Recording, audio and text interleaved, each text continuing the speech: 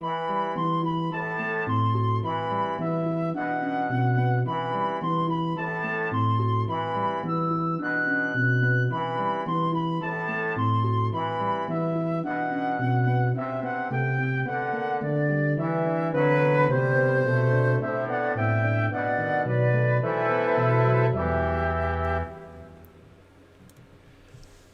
evening, everybody. Welcome back to Exploring the Lord of the Rings. This is session number 182. And tonight, things are going to get a little bit chippy. This is really one of the first times. I mean, okay, there was that little brief incident when, Glowin got a little offended at Legolas and things got tense for a very slight amount of time. But things are gonna heat up a substantial bit more here this evening, I think. So I'm looking forward to this as we explore alternatives to opposing Sauron. I love the impulse that we see and the way in which Tolkien is kind of covering bases here. We've addressed the big question, right? Like, wait, why are we always talking about hiding and destroying? Why are we not going to use the ring? That seems practical, as Boromir points out.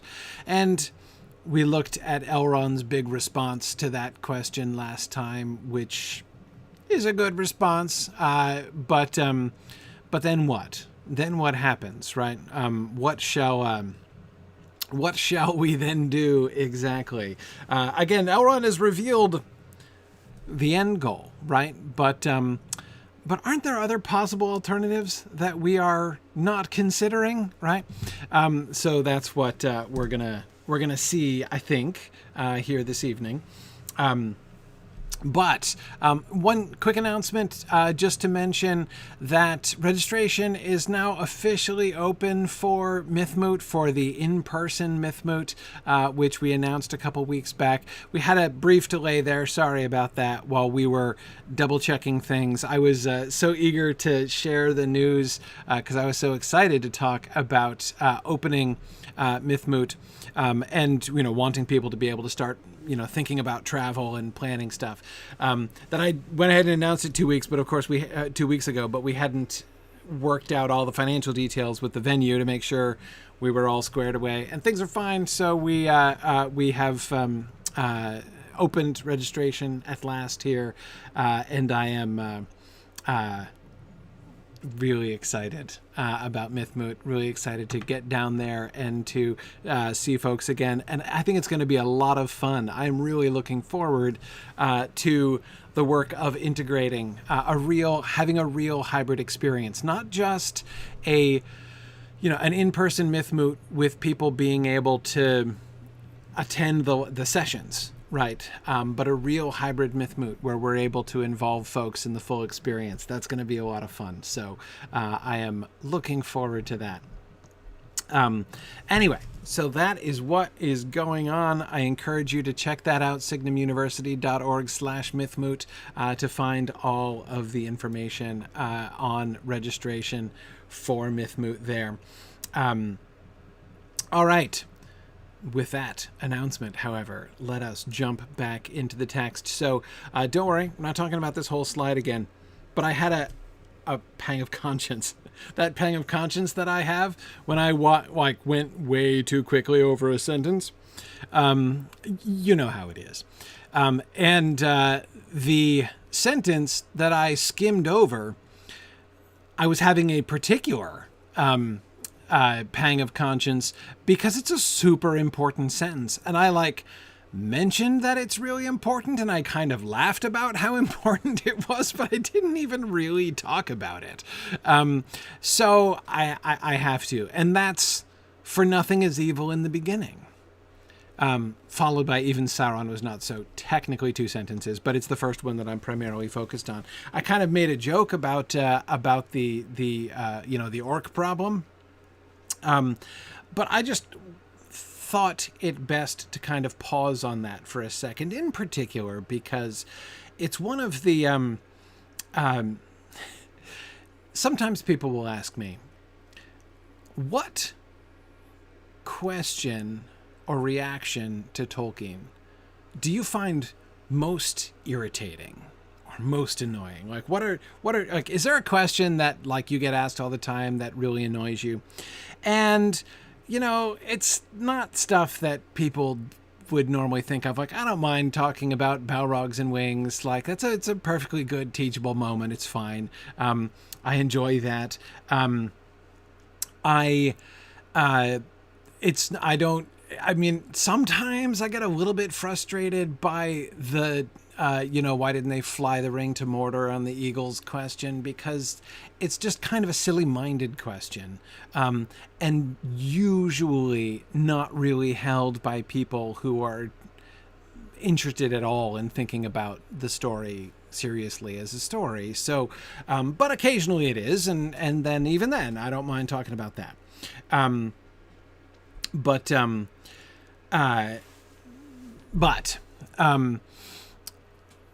If I had to say the like topic of discussion that probably annoys me most, that makes that like what kind of burns my biscuits most, it's people who casually insist on, by the way, it's not even people who just say like Tolkien's writing style is really boring, right?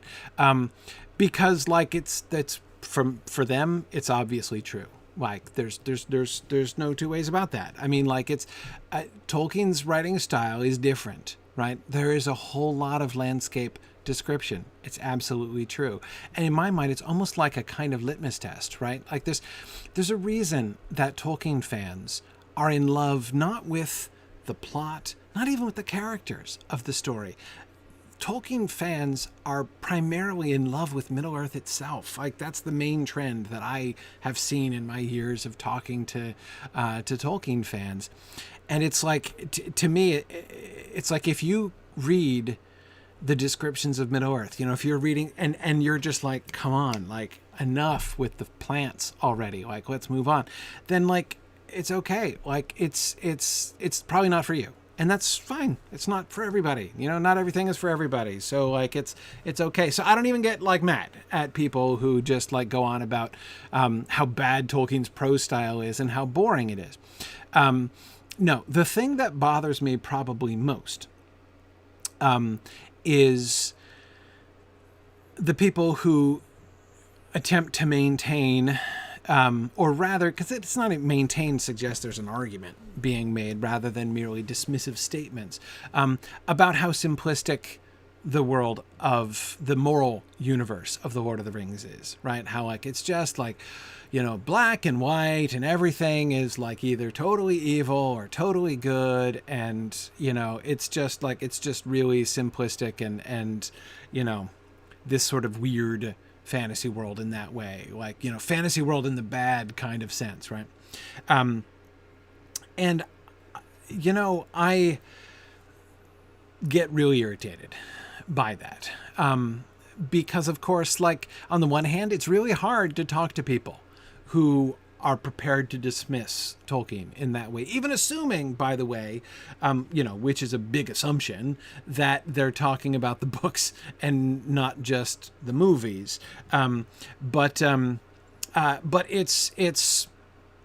it is a very, very common. In fact, it's one of the very oldest critiques of the Lord of the Rings.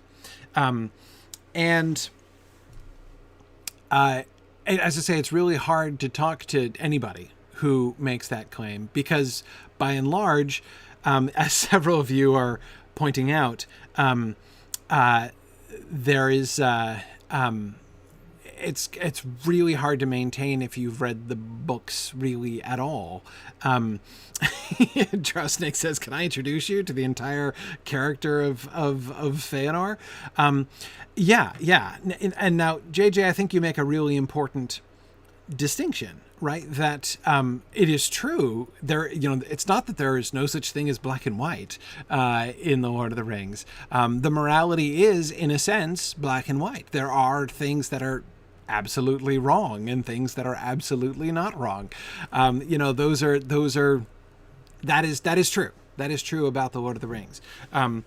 But that's not really what people are objecting to. They are generally objecting to characters, you know, like all the, the good guys are perfectly good and the bad guys are totally evil, and and I've heard this so many times, and it is, as I say, it's really frustrating because in order to discuss it, you have to all the scenes and characters that you guys are pointing to, these people don't know because they've never even really read the books.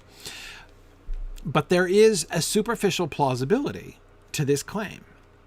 I mean, it's superficially plausible because there are many very wicked characters, such as the orcs. And Sauron is very evil, right? There is a Dark Lord on his dark throne who is, in fact, very evil. And there are heroes in the book who are, in fact, very good, right? And so there's a superficial plausibility to this whole thing. But it really frustrates me. And so I come back to this sentence because there's a kind of deep irony here, right? I mentioned that, well, I didn't say it in these terms. I alluded to the orc problem. Let me not just kind of, nod at that as I go by. The orc problem is a big problem. And by the orc problem, what I mean is the orcs are a theological problem. The orcs are an ontological problem. It is not solved in the Silmarillion. Tolkien never solved the orc problem. Orcs, he could not make orcs fit into the overall landscape of his world because it's not enough to say they used to be elves who were corrupted. In which case, did they lose their free will? What happens to them when they die? Is Morgoth able permanently to override the free will of this entire race of beings? Is that in his power? Can he undo the work of Iluvatar to that extent? That's pretty serious. And Tolkien was not at all comfortable saying that. So he tried to come up with other explanations or reasons or who the orcs are and how they can be. Because if the orcs ultimately are children of Iluvatar who have become corrupted, howsoever thoroughly, howsoever marred their heredity might have become, if they have any free will whatsoever, then it's not okay to treat them like they're treated in The Lord of the Rings. By the morality of The Lord of the Rings, it's not okay. It's not okay to keep score with how many orcs you kill. That's not all right. Nobody does that with Haradrim. I mean, somebody might, but they wouldn't be good guys. Right? I mean, that would be a really dubious act to do that. Anyway, so there's this, it's a problem. It's a problem, right? And originally, when Tolkien invented the orcs way back in the Book of Lost Tales days, they were evil in the beginning. They were just constructs. They were just constructs. They were not living beings, really. They were mockeries of living beings. They were animated creatures of mud and slime infused with the hatred and cruelty of Morgoth, and that they were more like machines than they were living creatures. They certainly did not have free will or any kind of eternal destiny. Okay? So, but then he gets to the Lord of the Rings and he writes this sentence, "For nothing is evil in the beginning." And then he goes a step further with Frodo on the stairs of Cirith Ungol, as we'll see someday, and talk about how evil cannot create, it can only mar. And those two statements, that all that is created is good in the beginning, and that evil cannot create, it can only corrupt and mar. That means that the old concept of the orcs as mere constructs cannot work, is impossible. And therefore he had to pitch it. But he struggled, really struggled with how to make it work. And in the end, he never did. There was no solution that he... I mean, I have my favorites of his proposed solutions, but he never adopted a final one. What's in the published Silmarillion is not the final resolution to that. Christopher had to choose one when he edited the Silmarillion, and that's the one he chose because that's the one that Tolkien, again, his rule, Christopher's rule with the Silmarillion was always to include the most completed text so that he was presenting a text written completely by his father as much as was possible. Like that was always his, so he would always take like the most complete text composed by Tolkien, not the most advanced ideas. Like if Tolkien rethought some things but hadn't written it out in a full narrative mode, he didn't use it in the Silmarillion. So there's a bunch of things in the Silmarillion that Tolkien was rethinking or even had rethought and decided against, but he didn't write it. And so therefore Christopher didn't have anything to include when he did the Silmarillion. Anyway, JJ, you are sure right about that. The more I hear and read about the development of Middle-earth, the less I envy Christopher Tolkien. Oh my goodness. What a job that was. Anyway. So yeah.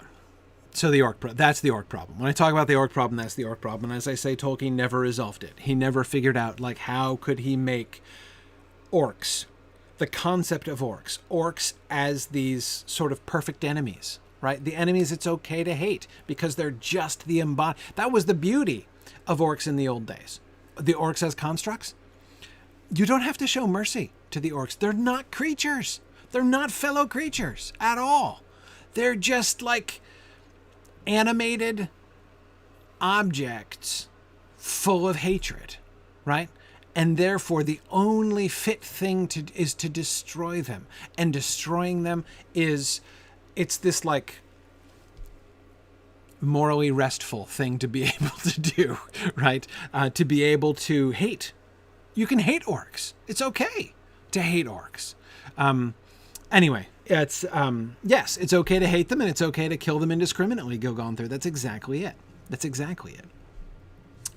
Exactly, Praise. They were embodied evil. That's a wonderful way to describe it.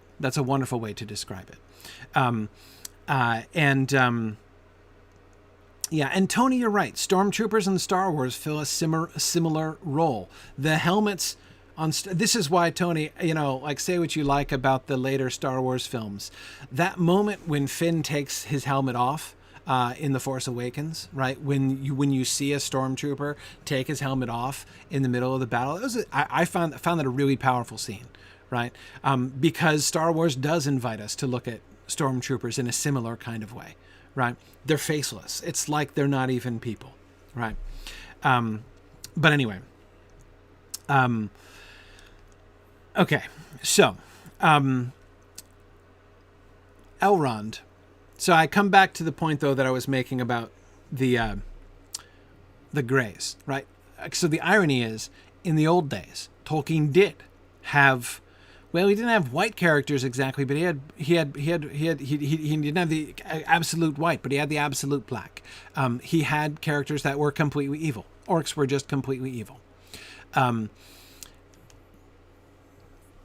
In saying this, for nothing is evil in the beginning. Even Sauron was not so.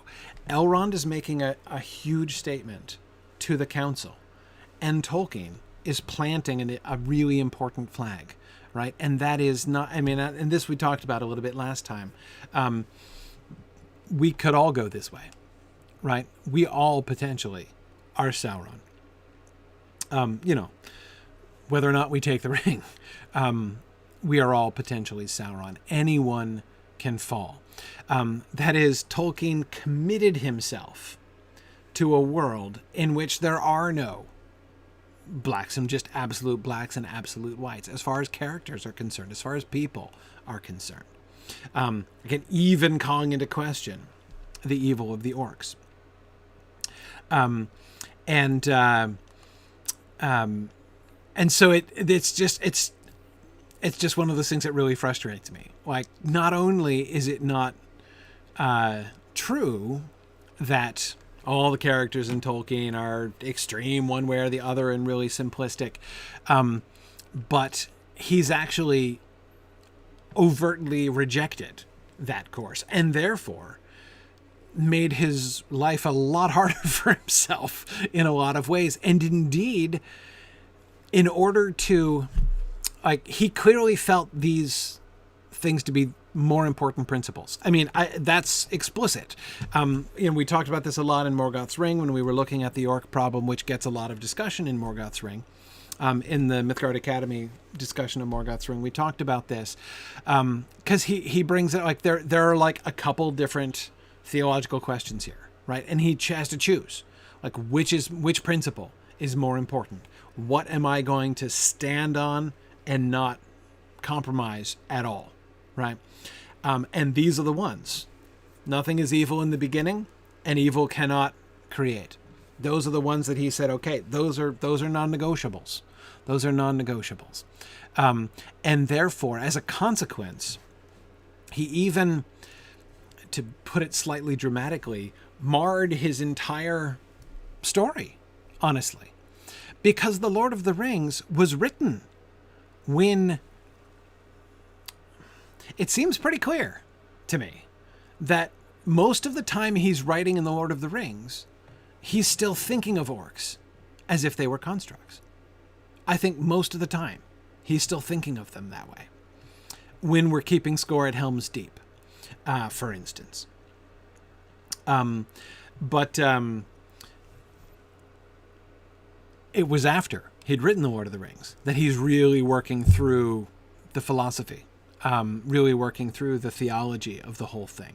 Exactly, Nathan, not at Cirith Ungol. Yes, the turning point, I think the major turning point, is the conversation on Cirith Ungol.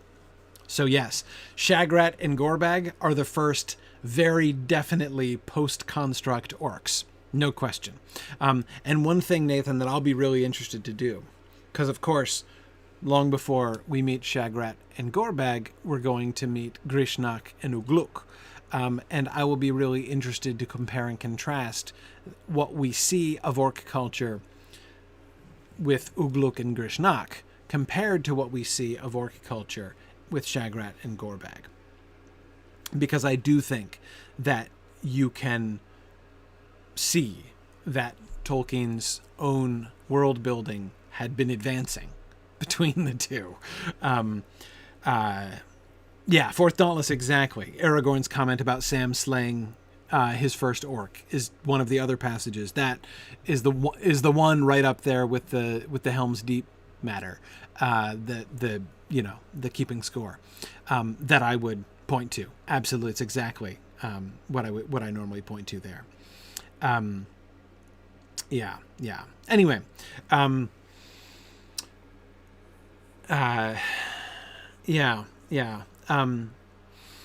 so yeah, Matt, I think about the applicability question, right? With the orc thing, and the world wars. Yeah. I mean, it was something, and he spoke about this in his letters, of course, the fact that battle doesn't work that way, right? Wars don't work that way. Even though Tolkien said in exactly so many words that he did feel that, the war against the Germans was right against wrong. I mean, he did feel that his side was in the right and the Germans were in the wrong. He thought that there were definite moral absolutes involved, and he felt confident that he was on the correct side of that war, both wars. But it doesn't change the fact that, as he says to Christopher, there are orcs on both sides, right? It's not that simple. And you can't treat your enemies like that. And of course, we see this. We see this in the text. We see this. We see this, of course, in Sam's famous contemplation of the Southron warrior. We see this in the fact that the humans are always spared at the end of battles, right? The Dunlendings are spared. The Easterlings are spared. This is what always happens. Anyway, does the orc problem include dragons and trolls? Well, Nancy, I suppose it kind of does. I mean, the orcs kind of take the headlines on it. Dragons are less of a problem, honestly. Dragons are less of a problem. But and in fact, at the risk of digressing further from my digression, I will say possibly my favorite of his solutions, proposed and not really adopted solutions of the orc problem, involves basically conceiving of orcs more like dragons, essentially. But Nathan, you're on the right track there. Maybe all orcs are just a bunch of really low-powered Maya spirits. That's exactly one of the directions he was kind of going, saying that the original orcs were actually evil spirits who sort of incarnated the bodies of animals, and so that they're not proper children of Iluvatar at all. There's a lot of problems with that, but I kind of like it better. I'm not saying it's perfect, but I like it better than the Fallen Elf version. I'm not a big fan of the Fallen Elf version at all. It always felt to me like a very hand-wavy solution to the problem. The hand-waving comes in and say, okay, so the elves are taken, and by slow arts of torment are what? What did you do? Okay, so maybe you like hideously traumatized them, so that those elves that you captured, become, like the Reavers in Firefly. Okay, maybe you did that. Maybe Melkor overwhelmed their minds and wills and put a whammy on them, right? What about their children in the 1000th generation? That's still working? That's still in play? Like, they're still children of Iluvatar. It doesn't work. But anyway, I'm not. I've never been. That's where the hand waving comes in, right? That like Morgoth does something, and like after this thing gets done, then like they and all of their children are totally evil. Okay, okay, yeah. So. Right, it happens off screen. Well, and it's true that we're only told that it's it's one of those some say things, right? But anyway, okay. I'm not here to legislate the whole orc problem. I was feeling a little guilty about just kind of making a casual allusion to it, making a casual allusion to it, and then not to, because again, this is a huge deal. When Elrond says "for nothing is evil" in the beginning, like, that's so enormous. Like, the world kind of changes. It's not fully done changing until Frodo opens his mouth and says what he says later on down the road, on the stairs of Cirith Ungol. But it's a huge deal. So, I didn't want to just pass it over. Let's move on. Boromir looked at them doubtfully, but he bowed his head. So be it, he said. Then in Gondor we must trust to such weapons as we have, and at the least, while the wise ones guard this ring, we will fight on. Mayhap the sword that was broken may still stem the tide, if the hand that wields it has inherited not an heirloom only, but the sinews of the kings of men. Who can tell, said Aragorn, but we will put it to the test one day. May the day not be too long delayed, said Boromir, for though I do not ask for aid, we need it. It would comfort us to know that others fought also with all the means that they have. Then be comforted, said Elrond, for there are other powers and realms that you know not, and they are hidden from you. Anduin the Great flows past many shores ere it comes to Argonath and the gates of Gondor. All right. So, let's go through this carefully here, right? Yeah, Trifle, I kind of agree with you here.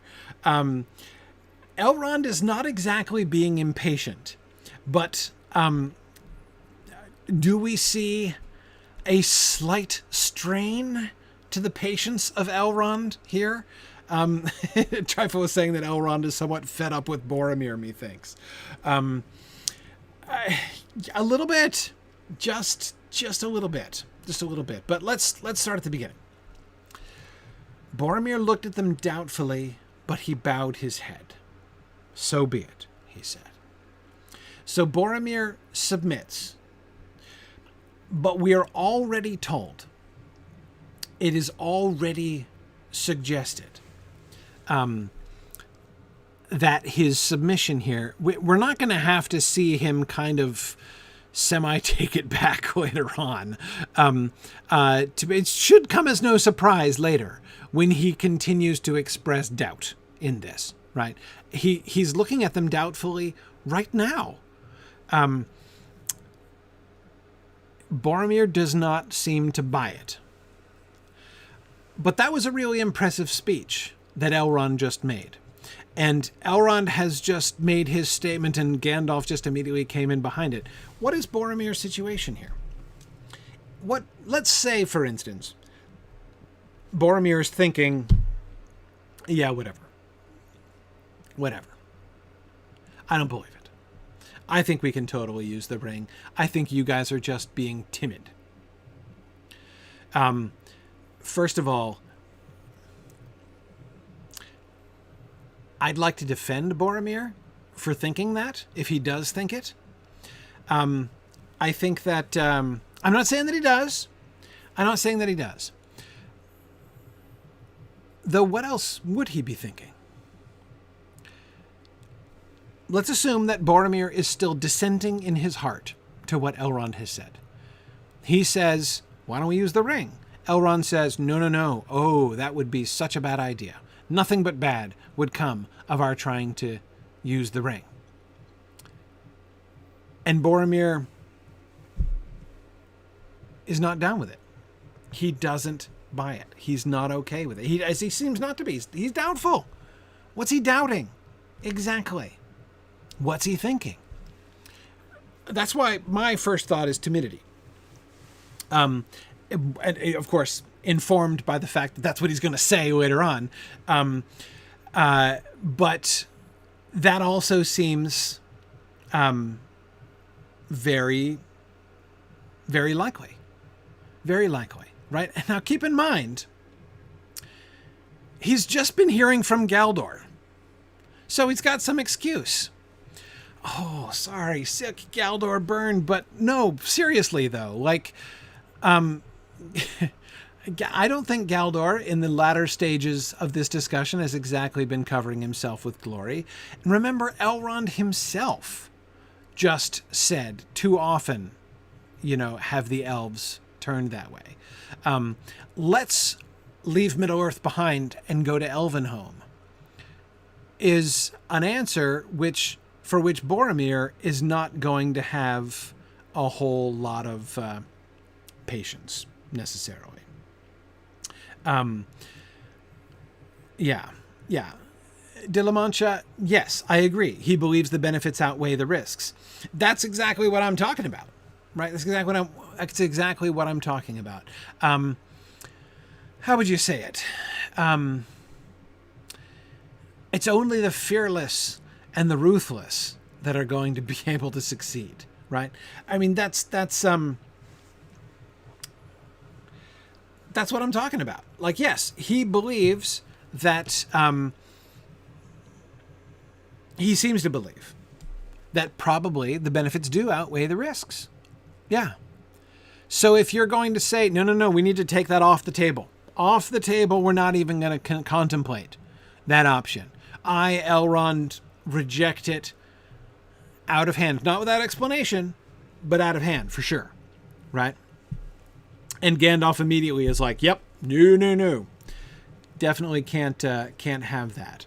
Now,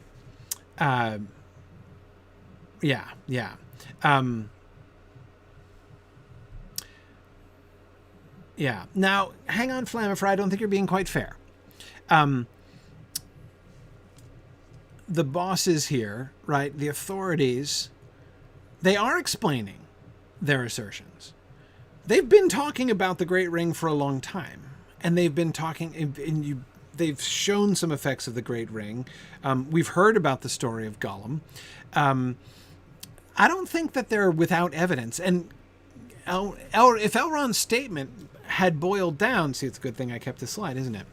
If his statement had boiled down to simply, no, trust me, I know that sounds attractive, bad idea though, then sure, I'd have been doubtful too. But that's not what he says. He explains. He explains how the ring works, the nature of the ring, how the ring works. He gives examples. Consider Saruman, rather, right? Again, is it enough to totally change Boromir's mind? No. Does Boromir still have to accept some things on faith that he does not fully understand? Yeah, sure. Of course. And now keep in mind, I'm not criticizing Boromir. I get where Boromir's coming from.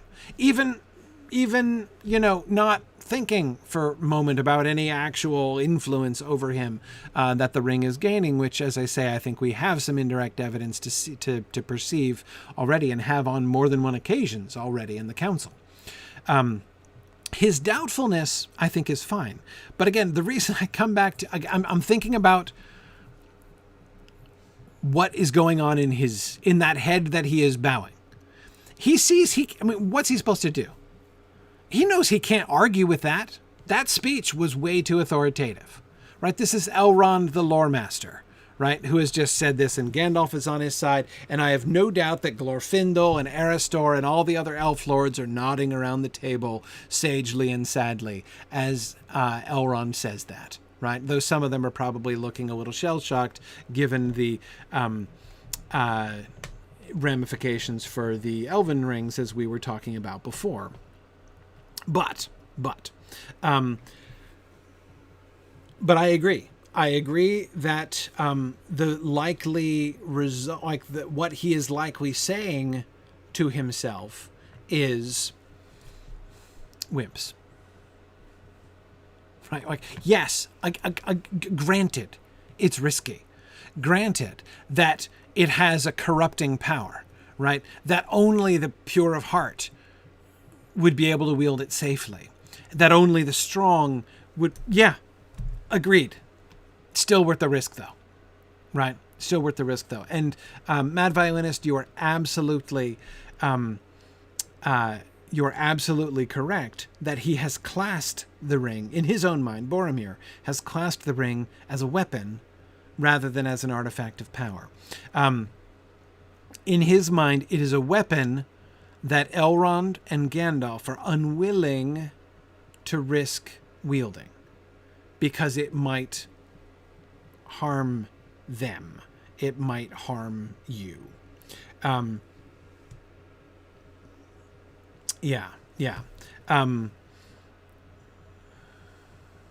Exactly. Yeah, Tony, you were just emphasizing the ring as a weapon as well. And that he is, Stephanie, I agree. He has a more military style thinking, as we'll see him continue there. Yes. And Gilgalthyr, I think that also seems very likely. That Boromir's problem is more immediate than a long-term, what if the bearer gets corrupted when he has hordes of armies at his gates? Again, does he have... Yes, there are risks. Yeah, maybe it'll do harm to the wielder. Perhaps even the wielder might do harm with it, right? But again, it's not hard to talk yourself into the other frame of mind. To say, well, look, okay, we are facing 100% certainty of destruction, right? I have seen the armies of Sauron. I am so convinced that we cannot defeat them that I left the armies of which I am the general and came up here as the only hope that we had for some kind of counsel, some kind of something that would help us to save the city, to save Gondor. And lo and behold, Providence has brought to us the enemy's ring, right? The ring of power, the most powerful artifact ever, the greatest weapon of all time. Prayers answered, right? Mystery solved. Excellent. Great. Okay. Is anybody else tracking here? Boromir's got to be thinking, right? And yes, does he not believe Elrond? Yeah. Does he not care? Yeah. And again, I can see his point of view, right? Again, 100% chance of destruction. So, okay. So if we take the ring and use the ring against Sauron, there is a certain chance of something bad happening, right? That somebody who takes the ring will end up becoming the next Sauron, right? And yet a new Dark Lord will arise. Yeah, okay. Granted that there's a non-zero chance of that. Hey, who knows? Maybe there's a big chance. Maybe there's a 75% chance of that. But you know what? 75%, there's still a 25% chance of a good outcome, which is a lot higher than we are currently facing. So give me the odds, right? You've got to make hard decisions like this, people, in war, right? I mean, this is, in the end, not that hard, right? Yeah, all swords are risky, says Kurtzimus. Yes. And yet, Nathan, you're right. He did come here for a weapon. Seek for the sword that was broken. What does that mean, right? Now, he's been shown the sword that was broken, Elendil's sword, and that's a big deal. Huge deal, and we talked about that, right? But now he has gotten another sword option, right? And we can see that's on his mind, right? He's about to bring it up again. But hang on, we'll come to that in a second. Okay. Yeah.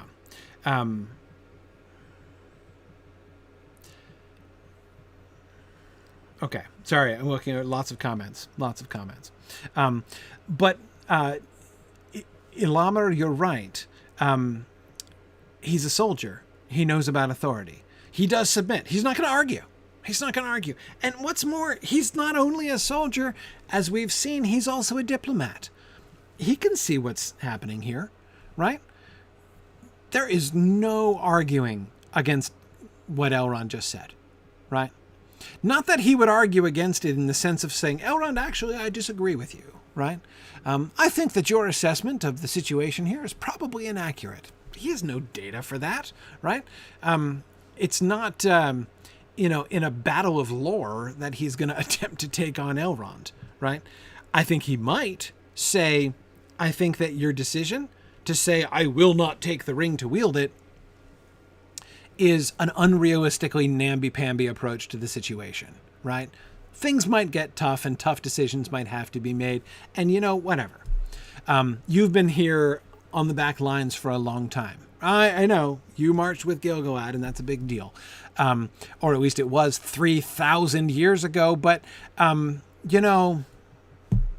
we have current military decisions to be made. But again, he's not going to fight them.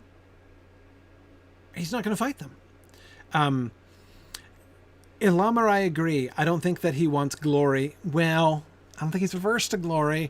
I do think he wants glory, but I do not think that's what he's thinking of here.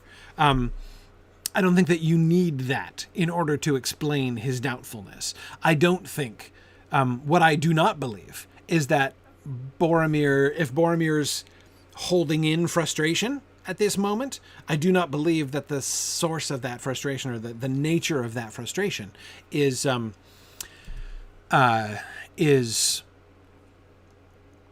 like, him losing his chance, at glory, him just simply pining for the ring and, wanting to use it to make a, big thing out of himself. It's not just that. Yeah.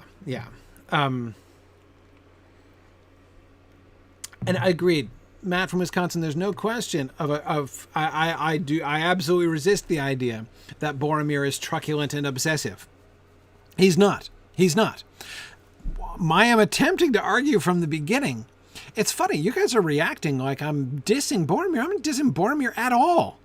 I think that the conclusions that I've been suggesting that he may be drawing are perfectly rational conclusions. perfectly rational conclusions, right? Even the business about the timidity of the elves, they kind of are timid. Elrond kind of admitted that. Too often have we gone that way, right? I mean, that's yes, like, as elves, we've tended to run away a lot. Because they have, and they do, right? Anyway,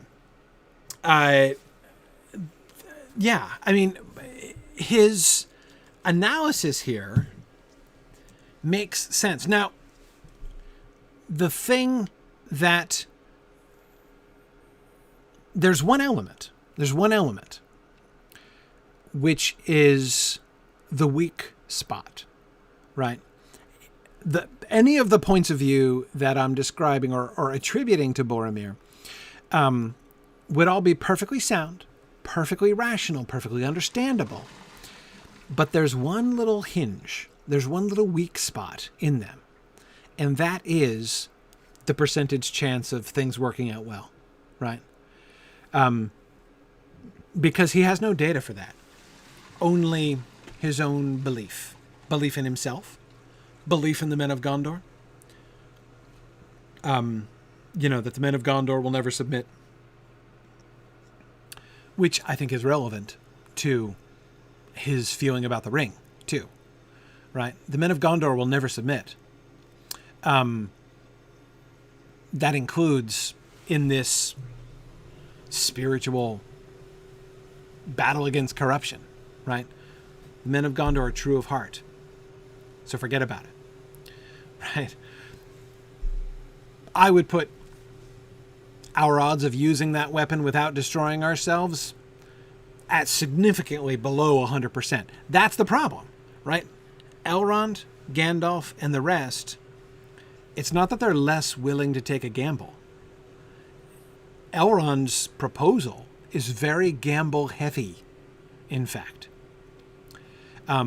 As we will see when we go on to talk about it more as they discuss it more, within the next few weeks, we're going to be discussing Gandalf's despair passage, his despair speech. If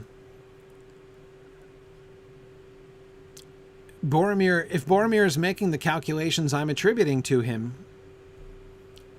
it's sensible. It's at least as rational as Elrond's. But the difference, the premise upon which it all hinges is there a chance? Is there a chance that you could use the ring and not be corrupted? Could that work out? Because if so, man, give it a shot. Give it a shot. Again, that would be a sensible conclusion. Elrond does not believe it. And I think that he's right. I think that Elrond is right. I think that Gandalf is right. I think that Boromir is wrong.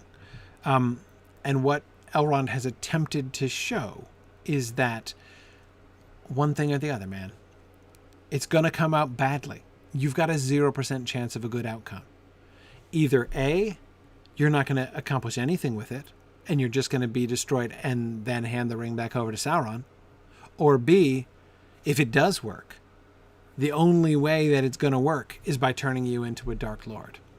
Because that's what it means to be the Lord of the Ring. Only the Dark Lord can be the Lord of the Ring.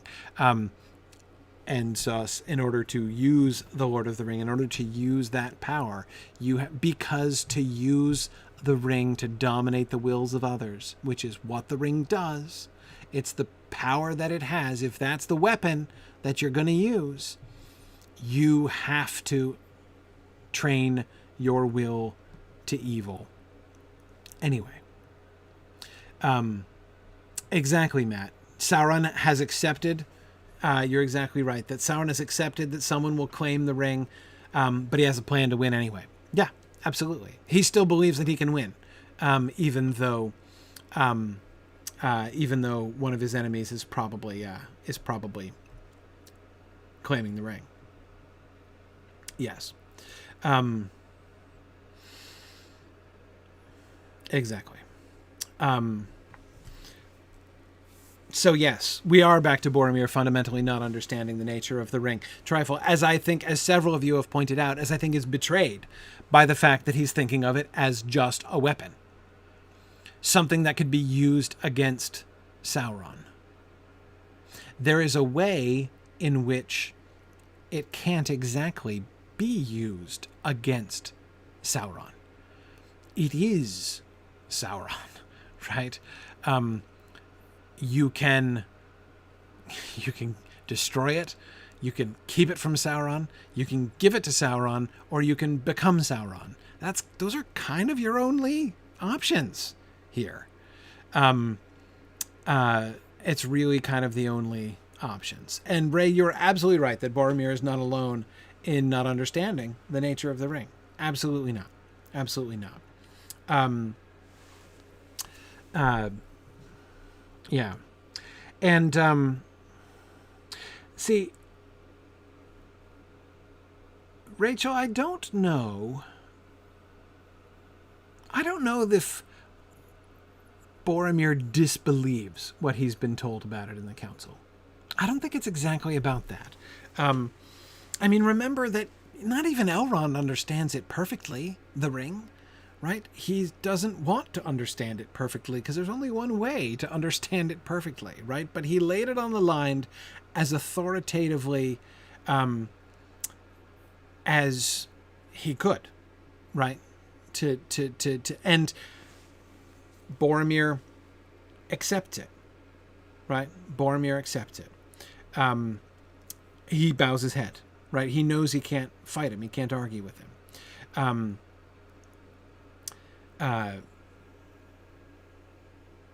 Yeah. And Mad Violinist, I agree. That's a really important, and it's one of the advantages, Mad Violinist, of going at the pace at which we're going, right? Let us try. I know that I don't always succeed at this, in staying in the moment, right? Sometimes it's useful to remember ahead or to remember backward for purposes of contrast, right? But it is true that we cannot simply import what Boromir is going to say and do elsewhere, because he's going to change over time, right? I think that the ring has begun to corrupt him? Yes, but it's not binary, right? He's not a 0 or 1 as far as his corruption is concerned. I do think that the ring has planted a seed in Boromir's heart here. But that seed has only just barely begun to germinate in Boromir's heart. Yeah.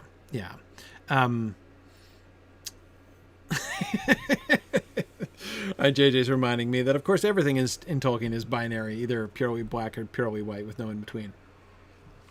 That's right, JJ. Thank you for reminding me. Yeah,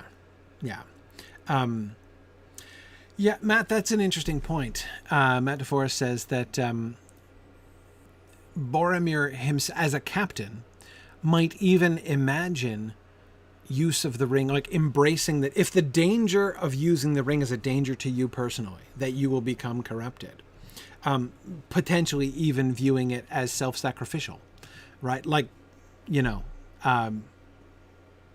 if it will kill me, if you have to kill me afterwards, then yes, fine.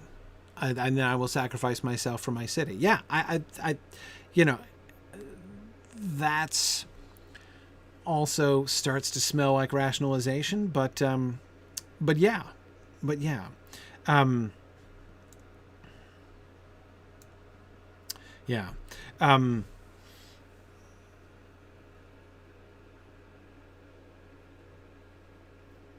Astro Gypsy on YouTube is saying there's a bit of humor in the idea of Sauron fighting against a dominant ring bearer, where you get evil as its own enemy through the nature of strife, his own worst enemy. Yeah.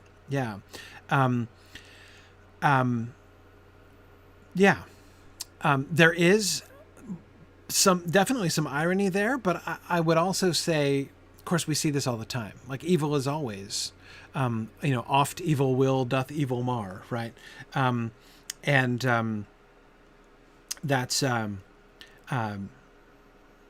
That's definitely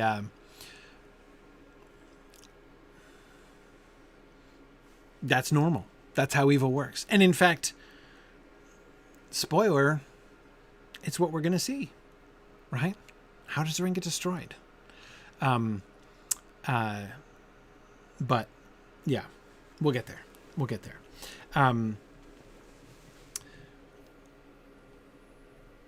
Exactly. Yes. Ashnazg, you're right. Sam sees the same thing that I'm seeing here about the seed planted in Boromir's heart at the very beginning. Sam suspects it from the start.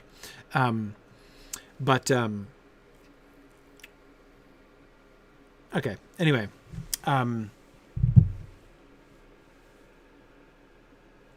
second sentence. Making rapid progress tonight. So be it, he said. What an interesting statement that is. So be it. Not I agree, not I concur, not you have my sword, but so be it. So be it. What shall be? What is the it? What is the antecedent of it? I will not take the ring to wield it, nor I. So be it. Let it be so that Elrond and Gandalf will not take the ring to wield it. I concede that. I concede that you're not going... I explicitly concede that that's not going to happen. And I also concede that apparently this council is not going to agree to use the ring as a weapon, like it kind of seems like it could be used, in defense of Gondor. Right? Then in Gondor, we must trust to such weapons as we have. And at the least, while the wise ones guard this ring, we will fight on. That seems to me... Likely-About says that makes me think Boromir is very used to giving in to Denethor. Yeah, he's not the boss back home. And his dad, there's no question about who is the boss at home. Yeah. Morinitar, that is exactly what I was getting to next. That sentence, and at the least while the wise ones guard this ring, we will fight on. Look at those two sentences. Then in Gondor, we must trust to such weapons as we have. He's said already they can't win. He knows this. He has said this, right? Remember when he was... remember the irony, like the tragic irony of long yet shall that march be delayed. It's going to take Sauron a while to get into Eriador over our dead bodies. It'll happen eventually, right? But don't worry, Galdor, you'll have time to run away before that happens, right?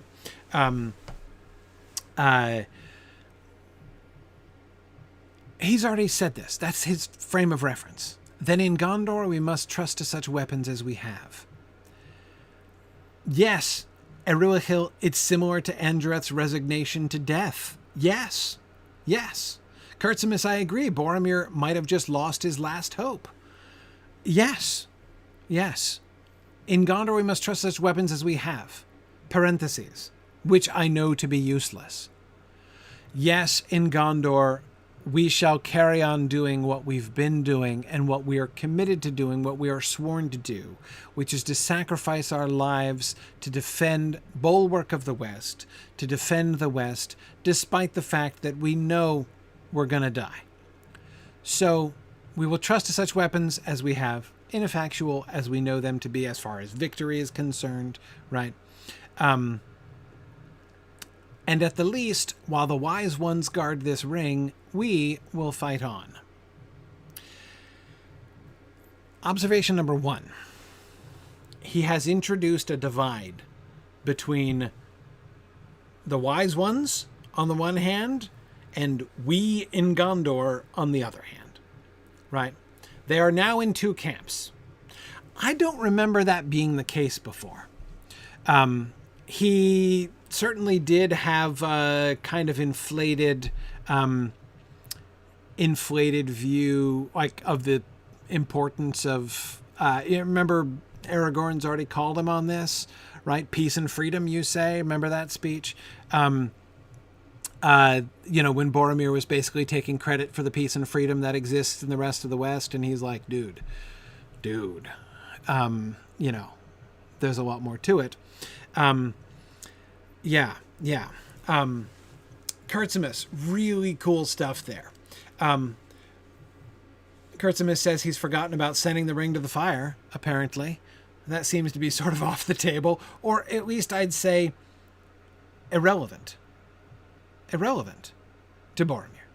He's not even addressing it. Okay, so you won't use the ring. Well, then we will fight to the death, like we've been doing. And several of you are accusing him of a guilt trip. Well, okay. Yeah, kinda. He submitted, so be it, right? While the wise ones guard this ring, we will fight on.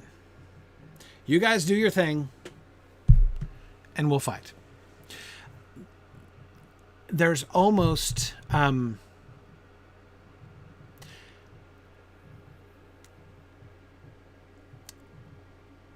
there's almost like a pushing himself back from the table here, right? Okay, fine.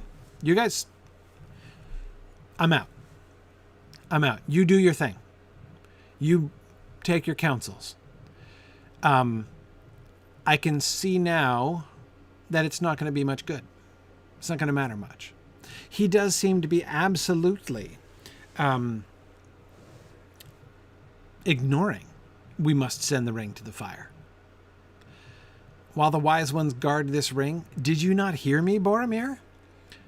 Elrond has just said, I fear to take the ring to hide it, right? Wasn't it hide? Yes. I fear to take the ring to hide it. He said we shouldn't be trying to hide it. We need to send it to the fire.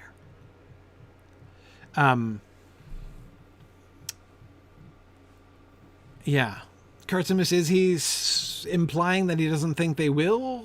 That he doesn't think it's going to work?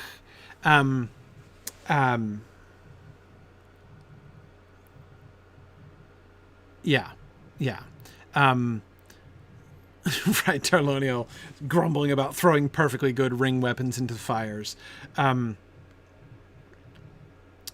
Yeah.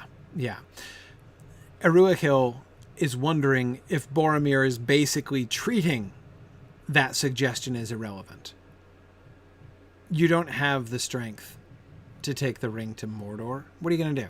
Invade? Okay. All right. Sure. Great. So, we'll keep fighting. we'll keep fighting. He does. Is he ignoring it? Is he blocking it out? Is he tactfully like, well, let's not mention that crazy plan again, right? I'm not really sure. Exactly, Ilamor. I think the whole problem is that no one has suggested sending Farmer Maggot. I think everybody else would feel more confident if they had. Yeah.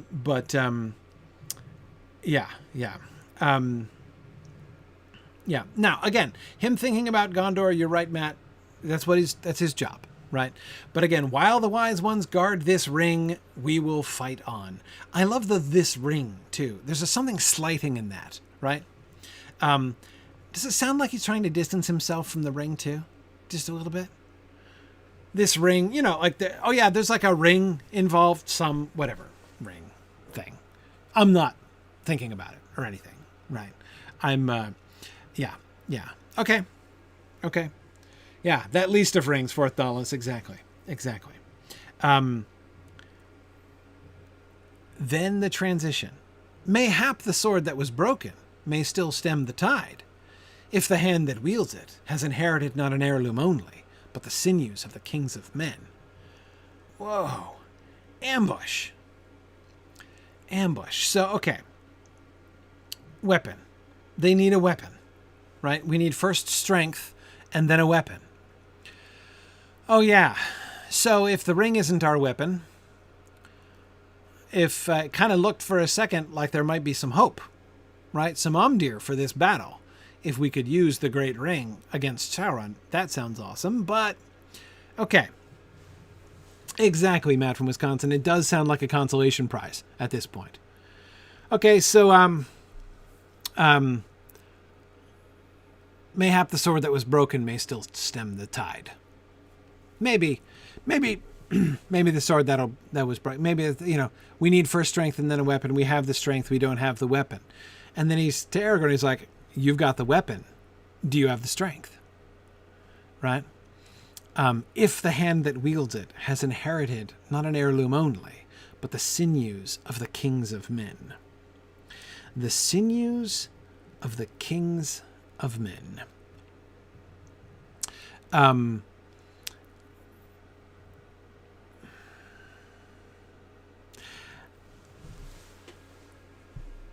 I think... Do I think that's a diss? I don't think it's a diss, exactly. I think it's a challenge.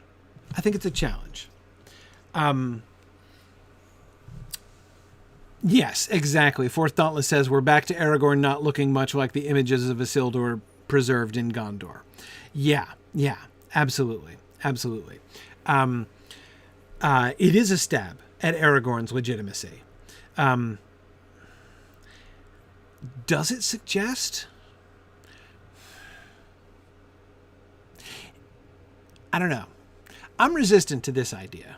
I'll say it, but I'm resistant to it. Let me just say that from the beginning. It is possible that Boromir is losing faith. You could make an argument of this paragraph to say that Boromir is losing faith in this entire council, right? You wise, quote unquote, wise ones, you do what you think you need to do, right? You, heir of Isildur over there, right? Like, you're telling me this stuff about the ring. You're telling me that this scrubby dude over there is the heir of Isildur, that broken sword is the broken sword that broke under Elendil when he fell 3,000 years ago. Okay. Now, again, do I think that's Boromir's attitude in general? No. I don't think that's Boromir's attitude in general. Do I think that he has the same kind of skepticism that, like, Ted Sandeman has in The Green Dragon in Chapter 2? No, I don't think that. But could you draw the conclusion that Boromir's faith in these proceedings and in what he's being told at this council has been shaken? You could. You could make that argument. You could, like, the wise ones guard this ring. The crack about the sinews of the kings of men could suggest a challenge, or at least a questioning of the value of the things that he's been told and of the counsels that are being taken here, right? I do think that you could sustain that argument. As I say, I don't really buy it. Starsinger says, I think that he's quite frustrated. I agree. Yeah.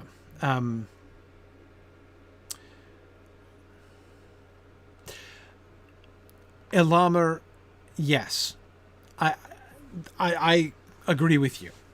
I don't read this as just a diss against Aragorn. I read it as a challenge.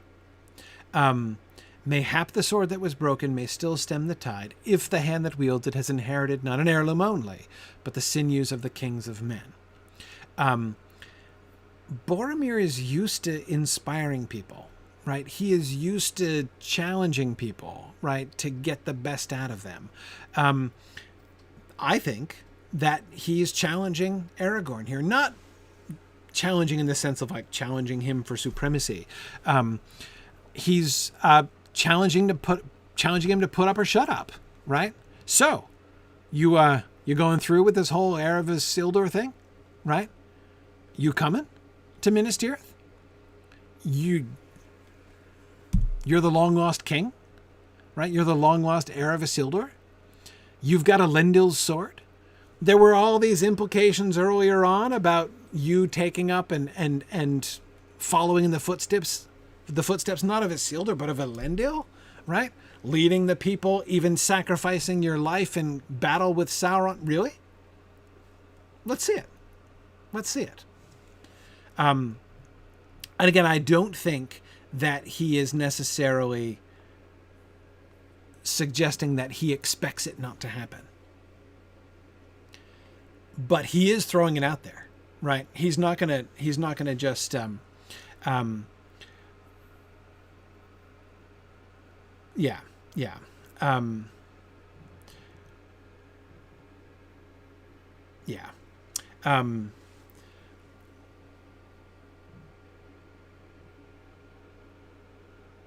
Matt from Wisconsin says, is this where the seed of Aragorn's last words to Boromir are forged, in an invitation to be brothers in arms? Matt, I do think what Aragorn will express at the end of the book, at the end of the Fellowship of the Ring, I mean, the division of his heart, his desire to go to Minas Tirith, I do think has been influenced, shaped even in part, by Boromir.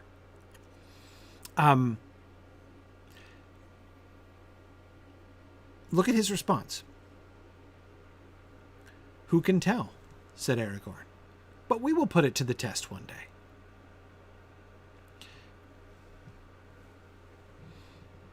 That's kind of oathish.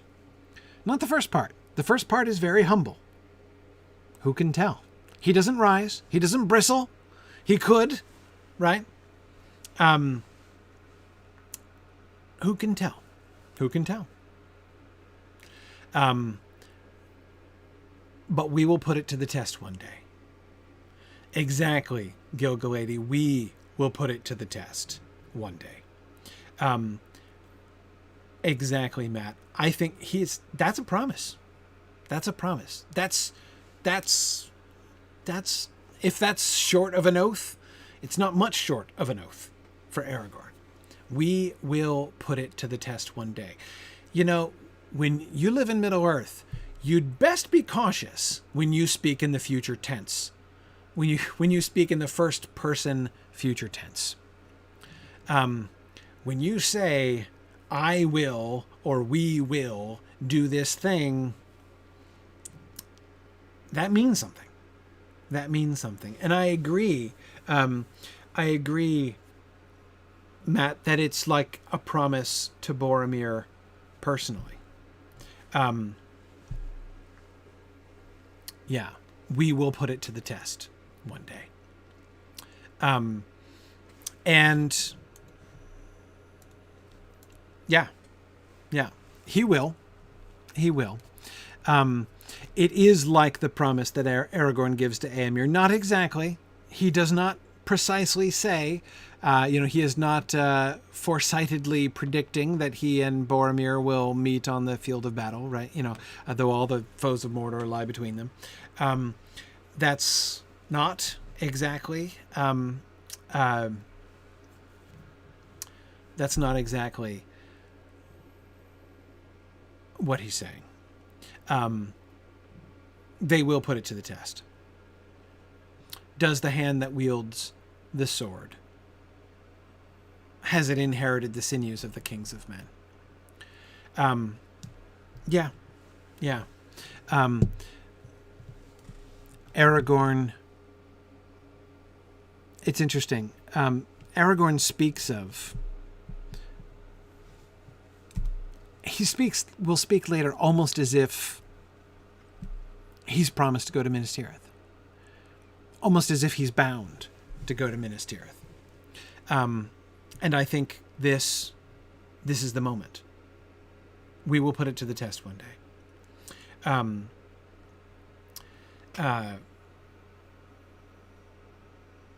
Yeah.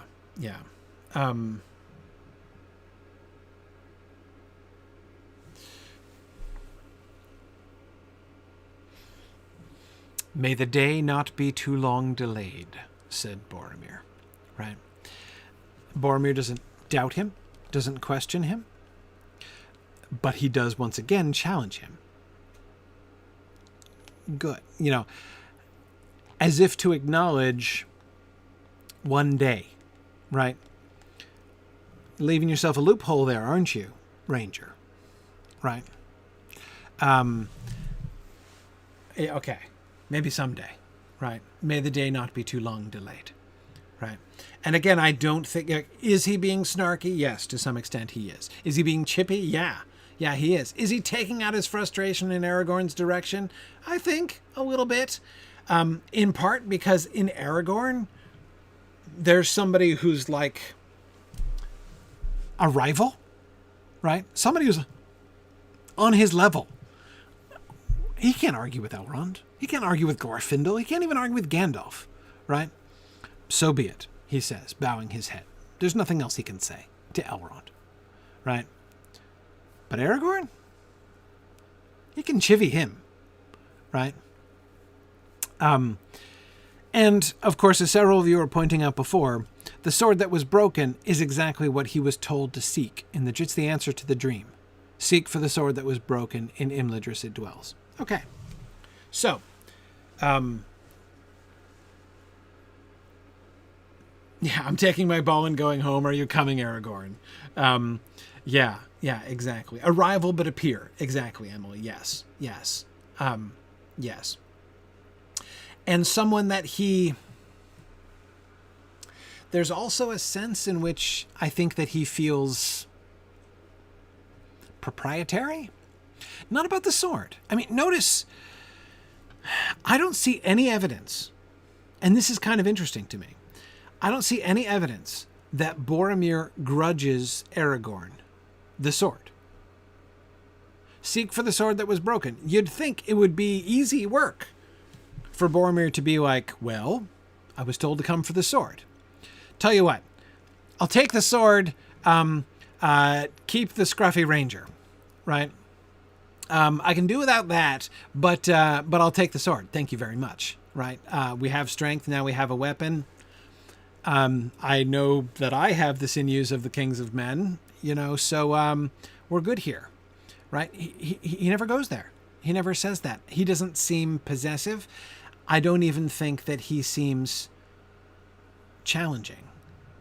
Challenging in the sense of really challenging, really questioning, really attacking Aragorn's rights. Again, he is challenging in the sense of he's probing, he's pushing him, right?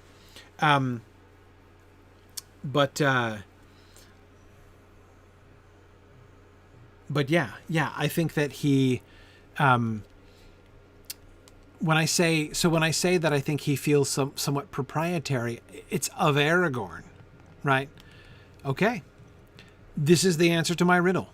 Seek for the sword that was broken. His use of the phrase sword that was broken, hyphenated there. Mayhap the sword that was broken may still stem the tide. I guess that's what I was sent up here for, right?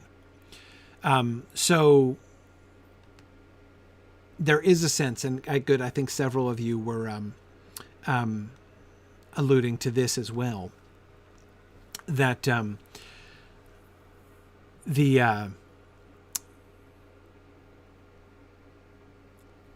this is his only hope of not leaving empty-handed at this point, right?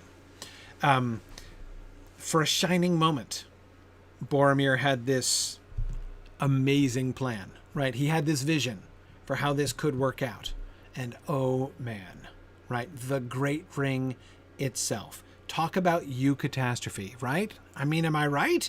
Like a miracle beyond anything that Gondor could possibly have expected. The dream, of course, it brought him to Imladris, and here they discover this unbelievable opportunity. Well, that dream is shattered now. So be it. You keep on guarding your ring or whatever you're going to do with it, and we'll fight on, right? But I'm taking the sword that was broken with me, right? If Scruffy over there is willing to come too, right? If he's up to it. Oh, you are up to it. Good. Better sooner than later. Again, Boromir's a general. He's a captain. And I think that he's pushing Aragorn here. But yeah, I do think it's harder to accept Estelle, Nathan, and we're going to come to that. That's exactly where we're headed. The more we discuss this passage, the more I look at, kind of try to tease out Boromir's frame of mind as he's saying these sentences, the more convinced I am that Boromir's voice is a voice of pragmatism here, right? From his suggestion about the ring all the way through his reaction to this. Yeah.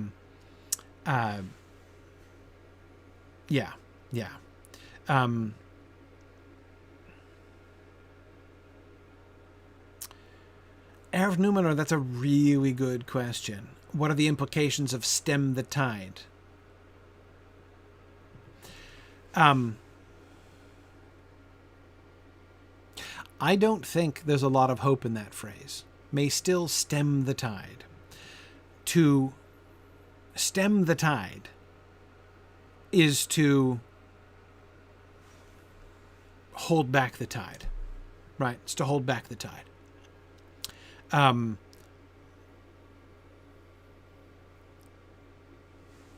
Yeah, Michael, I agree. The tide is relentless. Stemming is temporary. May still stem the tide. That doesn't speak of victory to me, right? I do not hear him saying, but hey, maybe Elendil's sword will lead us to victory. I don't think that's what he's saying. I think that's, I think that he is, because the tide always returns. Slow down the inevitable, Kevin. Yeah, that seems fair to me. That seems fair. And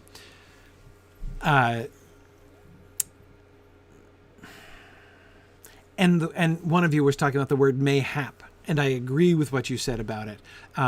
Mayhap is a weak word, or rather it's a very doubtful word. Mayhap is a weaker word than maybe. Maybe. This is something that may be. This is something that may hap, right? That may happen. It may happen and it may not happen. May hap it, may still stem the tide. But yeah, I don't think that he is expressing much confidence there. Yeah, Ray, it's not exactly like Galadriel's long defeat. I mean, it's from a different kind of perspective. But yeah, I mean, is Boromir basically reconciling himself to death and defeat? Yeah. The destruction of Gondor. That's what so be it means. That's what he means when he says that in Gondor we must trust to such weapons as we have. And again, one of the things that clearly means is, then I guess we're on our own. Okay. Well, we're no worse off than we were, at least. Right? Oh no, hey, look, we're a little better off. We now have a broken sword held by a scruffy dude. Okay, so we're now one scruffy dude the better than we were. And a broken sword. Right. Nah, again, he's not going to diss on it. Does he believe it's the sword of Elendil? He probably does. But he probably does. Yeah. But yeah. No, I agree. I see things flash by and I don't always track who the person is. I agree with the person who said that Boromir is all about the Amdir and not about the Estelle, the two different kinds of hope in Tolkien's world. He is giving up hope. Amdir. He does not have much Amdir. Yeah.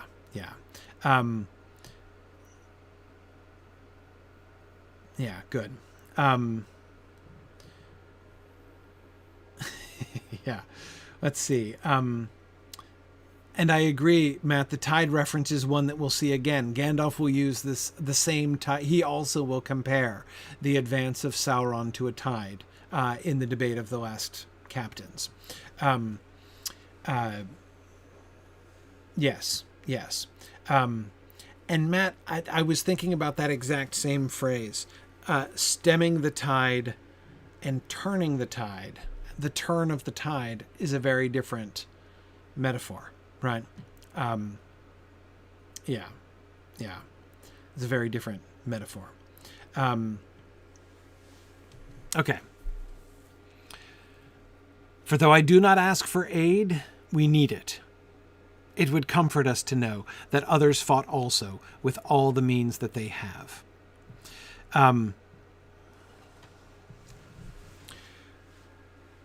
For though I do not ask for aid, we need it. That, I think, is a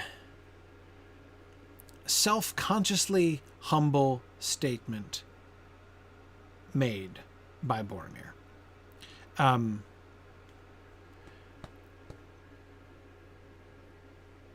Though I do not ask for aid, I ask for aid, right? I am first going to point out extravagantly how I am not begging for help, and then I'm going to point out that we need help. So this is me begging without begging, right? Yeah.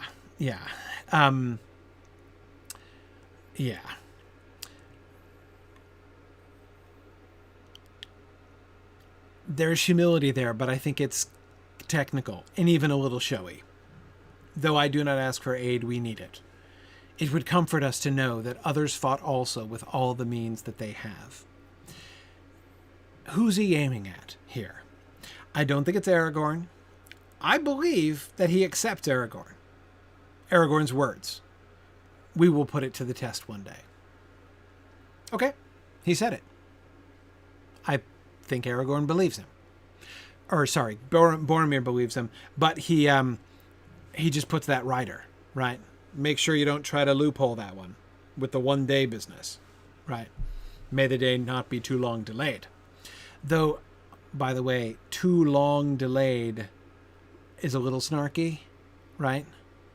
Like, I imagine the day's going to end up getting delayed a little bit, right? At least a little bit, right? Probably going to come tomorrow, I'm guessing, right? When we put it to the test. Maybe the day after that. So I'm guessing, I'm going to go out on a limb, Boromir is saying, and say there's going to be a certain amount of delay. May it not be too long, right? So, a little bit of snark there. Yes. Yeah. Right. Exactly. He expects the help will be delayed no matter what. Absolutely. But it would comfort us to know that others fought. But as I said, apart from that, I do think that in general, he seems to accept Aragorn and accept Aragorn's words. I think that Aragorn's answer is a really good answer. He doesn't boast. Aragorn doesn't boast. He doesn't bristle. And that in itself is almost like, I wonder if it's almost like a test, right? Is he testing Aragorn's mettle? There are several ways in which Aragorn, from Boromir's perspective, could fail that test, right? If he just like whines and cries about it, that would be failing, I would imagine, right? Appealing to like the authority of Elrond or something would probably be failing it. Standing up and challenging him to a duel would probably not be failing it. I mean, that wouldn't be the worst form of failure. You could fail it worse than that, I think. But Aragorn passes it really, really well, right? Really, really well. By deflecting, absorbing the at least potential diss, right? And rising to the occasion and responding with a promise, with a meaningful promise. We will put it to the test one day. There's confidence there. There's strength there, right? And I think that Boromir feels that Aragorn has passed the test. So, I agree with you guys, that Boromir is aiming straight back at the wise ones here, right? It would comfort us to know that others fought with all the means that they have. Yeah.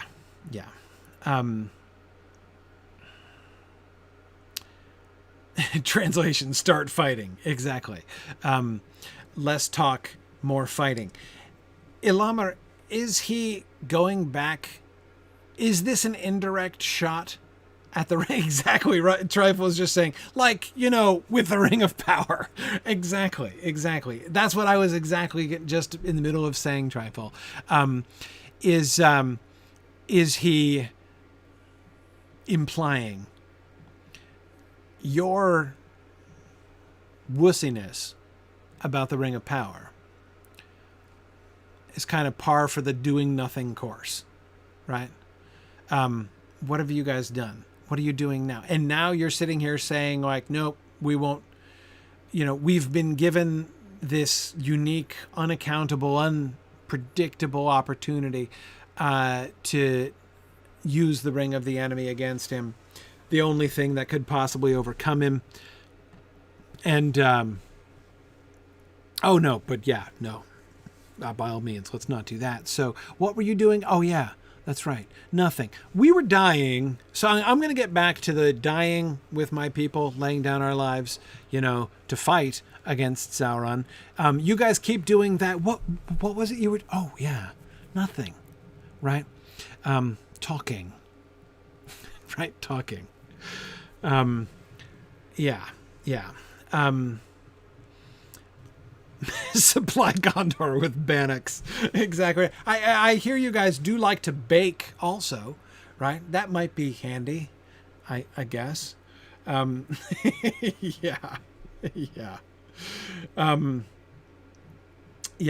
So it would comfort us to know that others fought also with all the means that they have. Then be comforted, said Elrond, for there are other powers and realms that you know not, and they are hidden from you. Anduin the Great flows past many shores ere it comes to Argonath and the gates of Gondor. I love and they are hidden from you. There's a reason you haven't heard of what we're doing in the fight, and Boromir, and that's because it's secret, right? Like, if you had heard about it, we would have been failing, right? So, I think that's kind of funny. Yeah.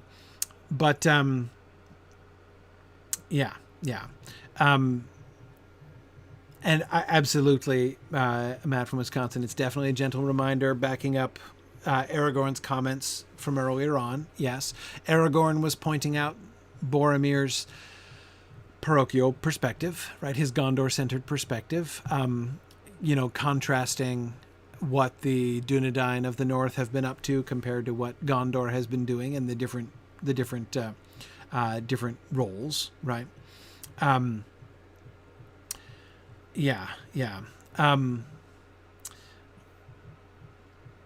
are other powers and realms that you know not, and they are hidden from you. What does that mean? There are other powers and realms that you know not. Okay, realms. Why does he say realms? There are other realms that you know. So what? Okay, so my geography is not A+, right? Fine.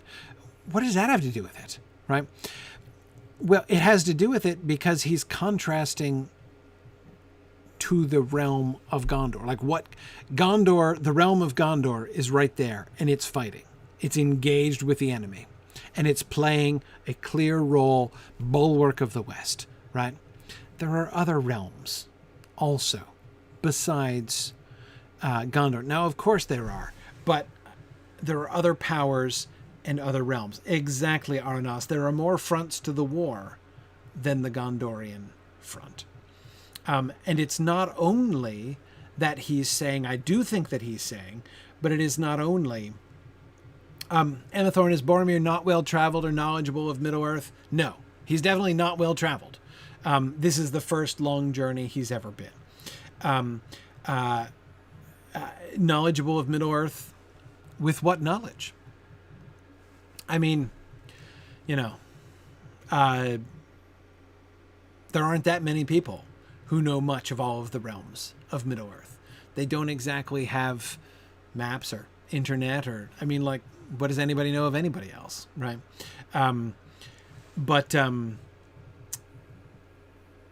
yes, Brandon, though you were teasing me about it, I absolutely am referring to spiritual realms, other powers and realms. There are other fronts to this. It's not only that there are other frontiers on which battles are happening. It's not just that Gondor does not stand alone in the sense that armies are going to march against Dale and against, Lothlorien as well. It's not just that. It is not just that. He does mean that, but he means much more than that. There are other powers and realms that you know not, and they are hidden from you. There are other frontiers to this war. There are other ways in which the might of Sauron is being resisted. Yes, Gondor is resisting the armies of Sauron.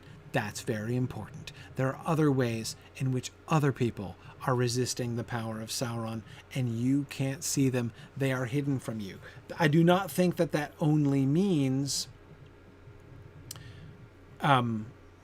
they're secret, like you've not been told about them. I think he does mean that. But I think that he is also saying they are hidden from you in the sense like you cannot see them. You cannot perceive them. You have no idea. And Ray, it's conceivable that he's even referencing the Valar there. It is very conceivable, especially in the context of what they've seen of the Providence discussion that, that we've been having and that Elrond seems to be pointing to, if I understand it right, all that I have heard and all of that stuff. Yeah, there is much going on that Boromir doesn't really know.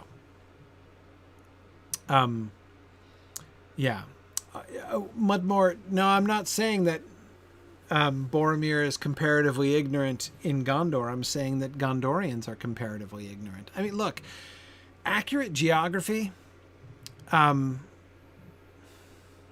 people take for granted. People take for granted so many things about the modern world, right? Maps. Maps are hard. Maps are hard to draw. Accurate maps are really hard to draw. And most people don't bother. No.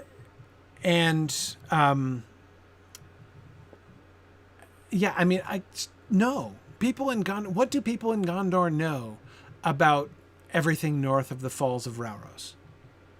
I mean, they're probably aware of the fact, maybe, they're aware of the fact that Dale exists. Maybe. They've heard of it. What else do they know? What do they know about the lands about Dale? How would they know it? Right? I mean, you only find out these things if people travel. And you only find out accurate things if people travel and, like, with the purpose of bringing news and coming down and helping to build maps and stuff like that.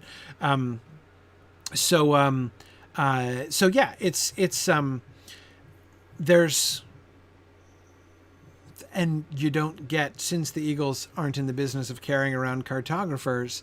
And Tony, I agree. We have so much more information about the geography of Middle-earth and the people in the story, right? Tolkien's maps spoil us. No one in Middle-earth has those maps. Nobody has those maps.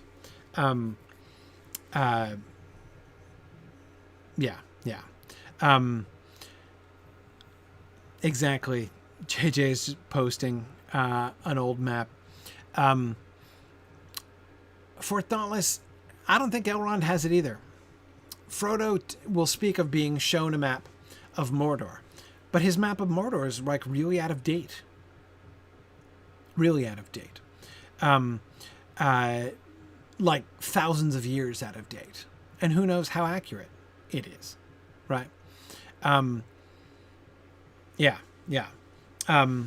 no, I mean, I'm not saying there are no maps. We know that there are maps. But are they the maps in the front of your book? I don't think so. I don't think so. Yeah. Anduin the Great flows past many shores ere it comes to Argonath and the gates of Gondor. Why does he talk about that? What do they call the Anduin in Gondor? They call it the River of Gondor, right? They do. They call it the River of Gondor. It is the River of Gondor. But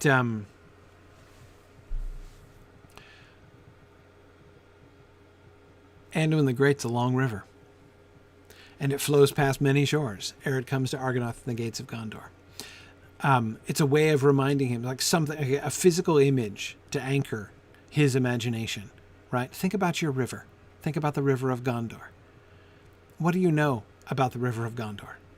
And then also to put it into context historically, right? Anduin the Great flows past many shores ere it comes to Argonath and the gates of Gondor.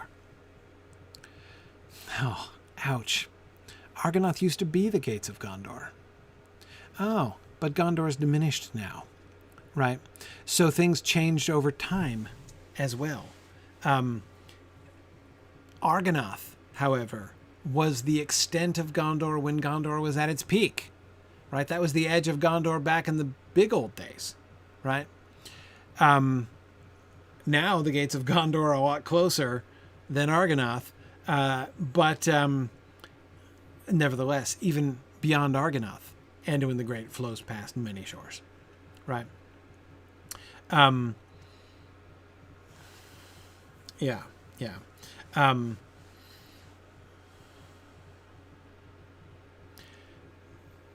So I think it's a really telling way for him to point out. In the end, I think one way to paraphrase what Elrond is saying to him is, Boromir, have some humility. No, like some real humility, right? Remember that you are only a small guy in a big world after all, right? Gondor is very valiant and wonderful, but it's only one realm. Sauron is the enemy of the entire world. And if he does bear a grudge against Gondor, which he totally does, there's an entire world out here opposing him. Gandalf, remember, is going to say something a little bit more pointedly when he says to Denethor, you think as is your wont, Lord of Gondor only, right? His frame of reference, Boromir's frame of reference here, is very much like that. Very much of that same kind of quality, I believe. Gilgalad, that's a good way to put it. Gondor may be Boromir's world, but it isn't the world. And that's right. And that's what Elrond is reminding him of. Absolutely. Yep. Okay. With that, we shall end for the evening. It is field trip time and a little bit past field trip time. Yeah, very good. And I agree, Rachel. Boromir isn't going to feel much better knowing about Lothlorien when he does go there. There we go. See, look at that. We got through a whole slide after all. Not bad, considering the massive digression I indulged in at the very beginning of class. All right, so thanks for joining us. Feel free to stick around for our field trip here this evening. Okay, I'm always having these problems where I gotta get my screen to rewrite itself properly here. Okay, Oh, man. there we go. All right. Okay, back to Limlock. Yeah, let's do it. All right, back to Limlock. Continuing to explore, and by the way, I'm exploring blindly. I have no idea what I'm going to find. These trips to the wells of Langflood that we're doing up north of the Vales of Anduin are these. I've never been to this region of the game anywhere, and of course we're going to places where we're going to places that, of course, the books don't go to either. Other than in paraphrased legends in Appendix A. So I know very little directly about this area, and I am Me neither, actually. excited to learn and excited to explore. So, I'm getting everyone all Limlock forward. up here, yeah. So we'll get yeah, we definitely need everybody together because things are going to get a little chippy, I think, around here. All right, so where I want to go, looking at the map. So we came up the road. We glanced at the bridge. I need to go back to the bridge. But then we went up to Limlock because we wanted to get to the milestone here. And then we saw the White Mare, which was cool, and we've been exploring around the town. Now I want to get to I want to go up the river. I want to explore, see how far we can get here. I don't know how far we can go up here. But I want to be just kind of want to be thorough, see what we can see if there's anything up here, and if there's not, we'll head back down and go over the bridge, I think. But first, I want to go upstream. I want to go back to the river, and I want to go upstream. So, All right. do we have everybody here in our little raid? You can send Linus Okay. DM. There we go. So, what conclusions did we draw about who lived here before? Humans? Yeah, humans with some Bjarni influence. Yeah, and like the ancient ruins are old, but probably Third Age, and probably from a glory day of the like Eotheod period, probably no obvious heraldry. Yeah, Rovanian, we're thinking about the possibility of it being connected to Rovanian, though it's on the other side of the forest from the center of the kingdom of Rovanian. All right. And the origin, of course, of Bjarni. Yes. All right, so I'm just looking out over the terrain here. What do we have? Look, we got a warg. Oh, and a little orc over here. Oop, you all right there? Yeah, Gundabad Hunter. I think we're okay. They seem to have killed my horse, but, it happens. The goats are going mad as well. Who aggravated the goats? Okay. Not me. All right. Time. So we've got hills. Can we get around those hills? Is there anything up in them in our hills? I was going to go... Fox Canyon, like everything else. Yeah, up the river here. Well, let's see what we can find. I'm looking for any interesting evidence of story, which can take several different forms. It can take the form of ruins, one of my favorites. It can take the form of mobs as well. So, we're finding orcs, and these are Gundabad orcs that we're finding here. Gundabad orcs and wargs, which, you would expect to find. That doesn't seem shocking. Yeah.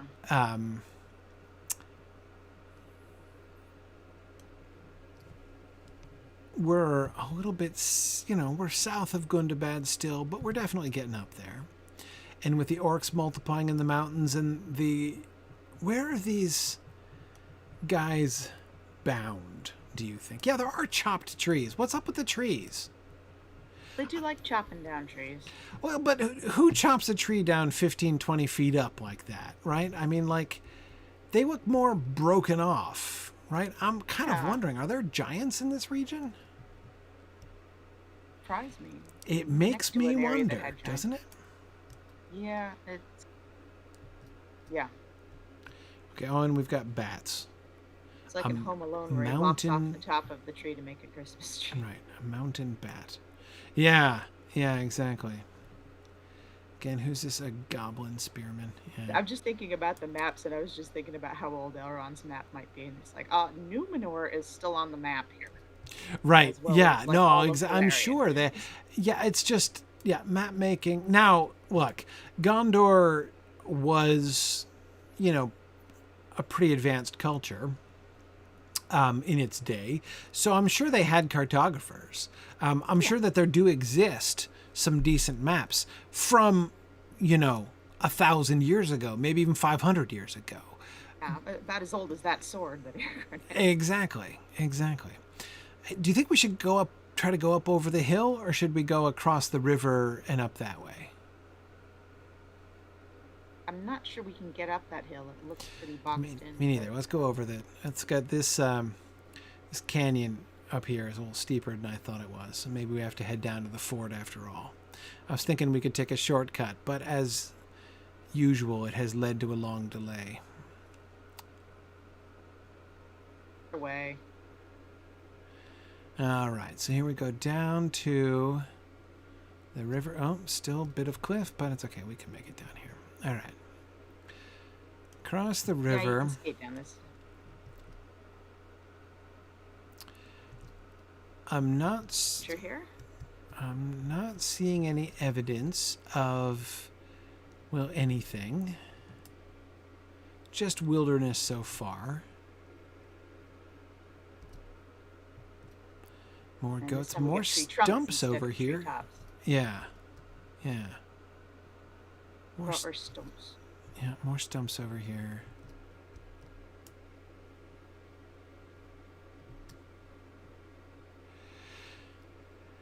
See, I'm one. Aha! Hark! A homestead and another ruin. Excellent. Okay, Yes, yes, yes. this is what Oh, we man, were this- looking for. Now, this looks like a small.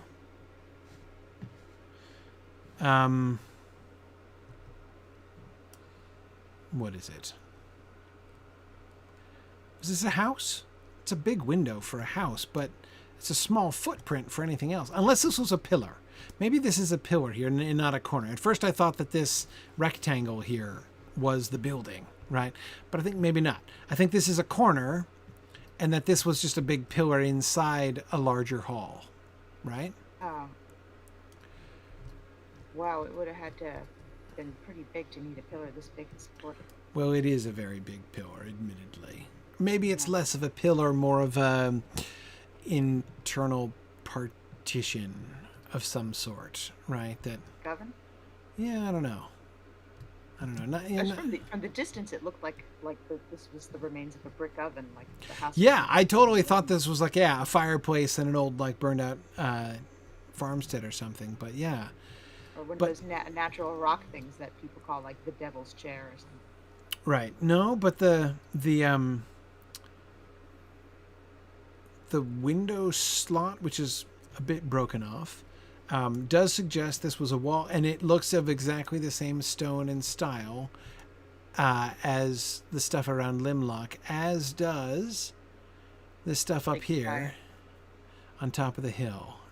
You think it was all one big edifice or just several buildings connected?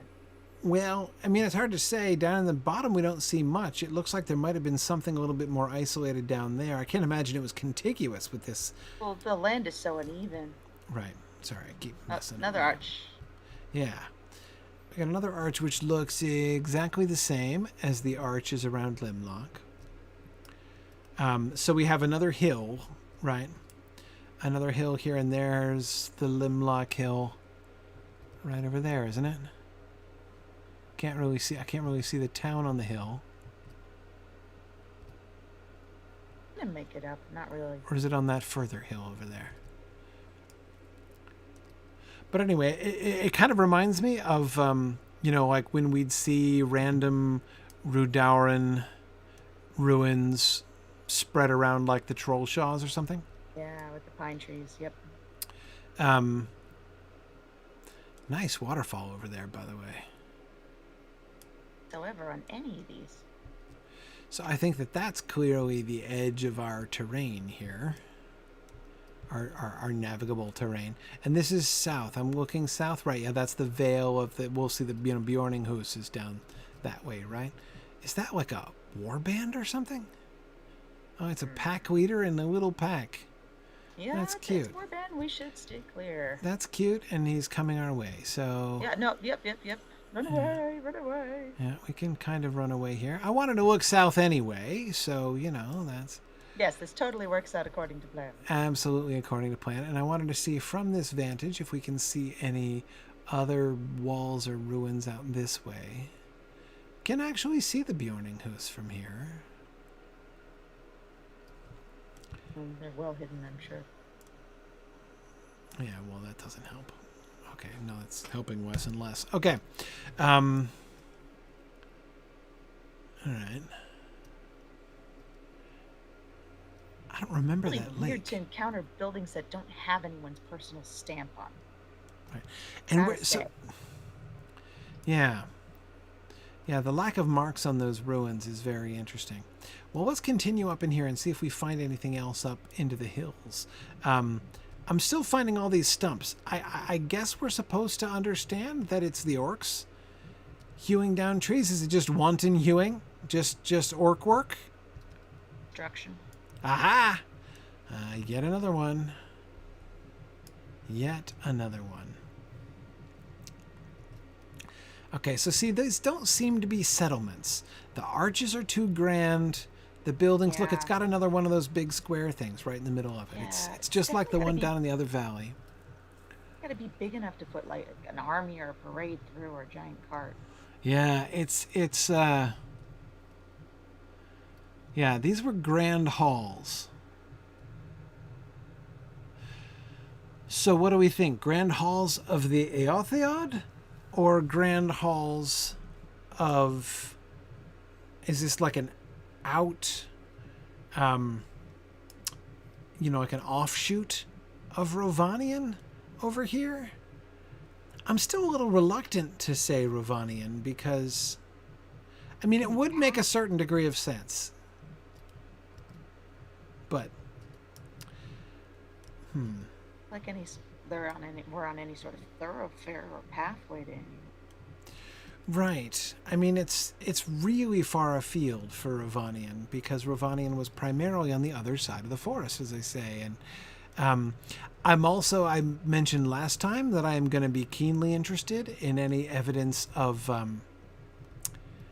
Angmarim location.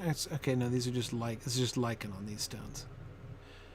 Is it just me, or did stones in Lotro not used to have lichen on them? Agreed. Yes. That's new-ish, isn't it? Yes. Yeah. So yeah, I saw the white lichen on this stone from a distance, and I'm like, "Oh, there's something carving on that stone." No, there's not. It's just lichen.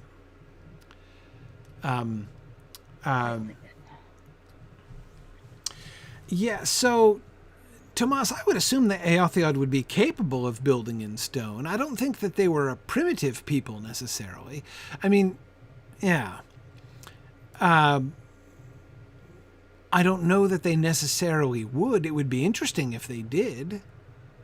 Because it would be interesting if they did, because of course the Rohirrim themselves build mostly out of wood.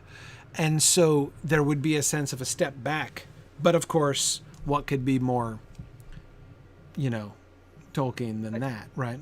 Given how little's left, though, it does feel like we're missing a lot of organic matter structures. Yeah.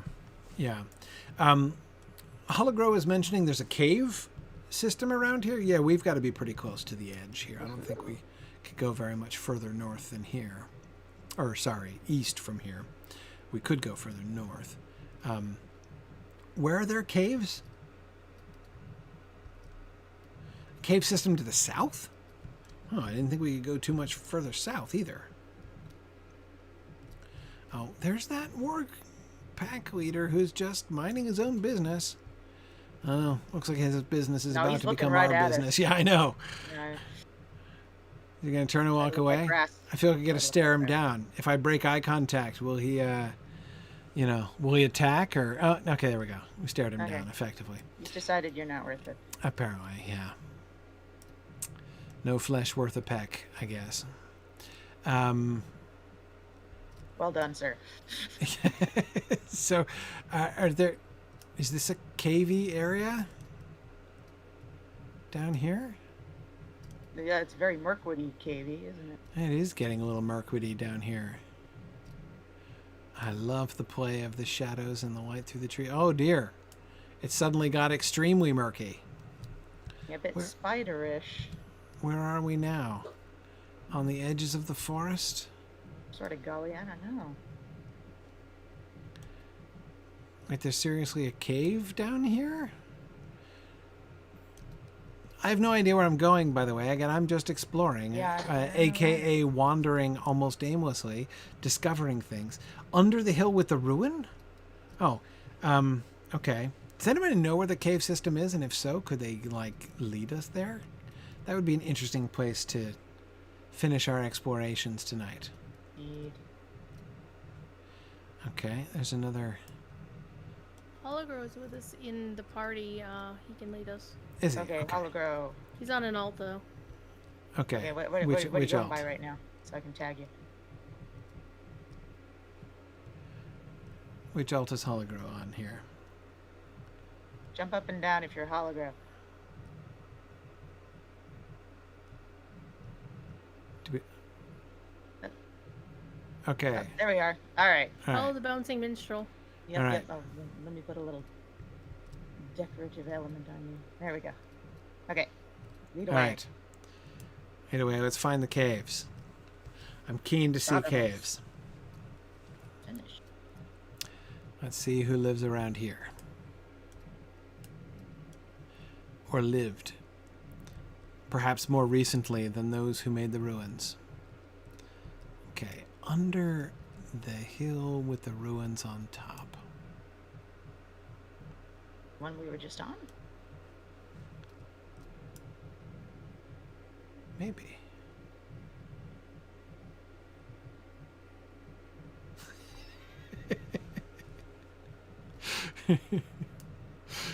Got Sorry, I'm laughing at Ardent Crayon's Gondorian map of Middle-earth.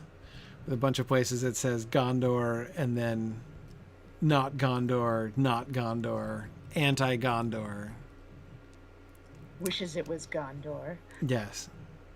Gondor colonies over where Arnor was. Used to be Gondor.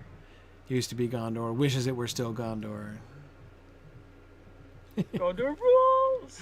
Horrid Yeah, you're talking labeled about- South Gondor. I mean, you mentioned that Boromir is doing like his, that poking at Aragorn a bit was supposed to be motivational. Is it motivational in that whole thing where the PE coach calls you ladies when he wants you to work harder? Yeah, that exactly. That's exactly that kind of motivation, I think. Call you a lady to humiliate and demean you. It's a motivational tool we coaches use. Yes. No. I think that sort of thing. I think in that kind of direction, yes, that's sort of how I take it. You could also call it a kind of, I don't know, kind of tough love, but okay, now, here we are. Natural out the window going, formations in the Wells of Langflood. Well, that's an interesting declaration to begin with, that it's a Yeah. natural, and it certainly does look natural. Natural formations. Okay. Great, well, let's plunge right into this. Yeah. Which seems to have a sandy floor. Okay. Looks kind of orc cave, but then again, Heavily. it looks just kind of cave-ish. Yeah. Torches, so somebody lives here. Though I'm not seeing any Typical evidence of carvings or decorations. We've got bats, right? Who do we have? Bats? And that with holes That's in their wings. just as one might. Yeah, they do have extremely Very unhealthy perforated bats. wings. Looking Ooh, there's relatively... chest. but Full of lots of bats. bats. Oh no, I wanted the treasure and I'm paying for it. Oh dear. Well, see, there you Where go. avarice leads me. Yeah, that's No right. regrets. So the bats presumably did not. Who's on the floor? What's the? Are those beetles? Are those Gredbig or whatever they are? Barb. They're all going too fast. Mountain bat. Yeah, Grodbog and a couple cave carvings. Grodbog, yeah. Okay. All right.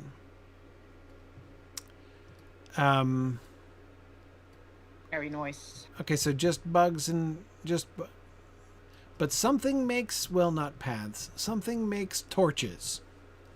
Right? I mean, very goblin-y looking. Someone has gone to the trouble of lighting torches, and Something can't see in the dark. it's presumably neither the bats nor the bugs. So let's see. I looked over on that other side. Didn't seem to be anything down that little. Is there much over here? Wait, what is this? We've got some. What? Hey, bat! Look out! I'm trying to look at. Here, bat standing there in the way.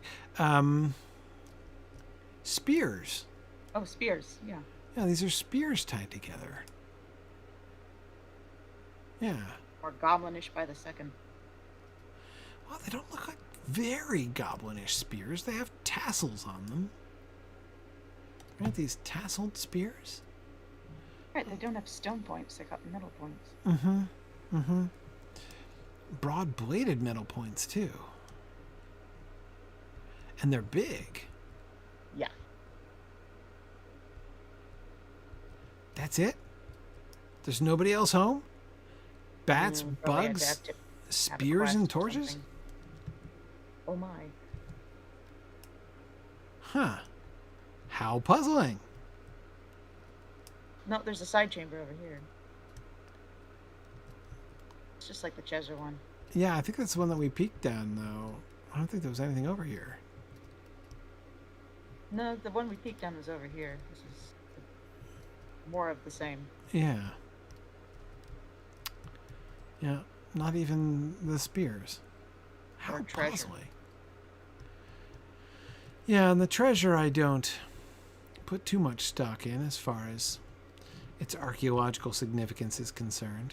Boy, these bats regen really fast.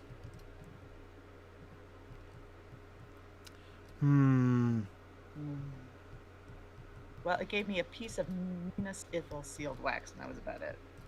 Well, Some money. that's of Minas Ithil sealed wax? Mm-hmm. Boy, that bat must have ranged pretty far afield to come back with sealing wax from Minas Ithil. Yeah, and put it in a chest and locked it. Well, as you would if you'd gone to all that trouble, I suppose. But Huh. Well, that's very mysterious. yep. Got more geology than. Yeah, but what's up with the spears? Whose spears were those? Goblin spears, I guess, though they don't look like goblin spears. In Huh. some distant future, Grifflet will know the answer to that question. Whose spears they were? Yep. Okay. Well, is there a quest for that area? Like, is Yeah, it? there's a couple of quests to go in there. Yeah, so you need the quests to understand what the. Yeah. Work. Yeah. Okay. Sorry, I'm looking at the spears look weapons like of this goblin spearman. No. No, it's just got a little signage on the back of it. Yeah, exactly. Signage. Signum. Exactly. Signum on Okay.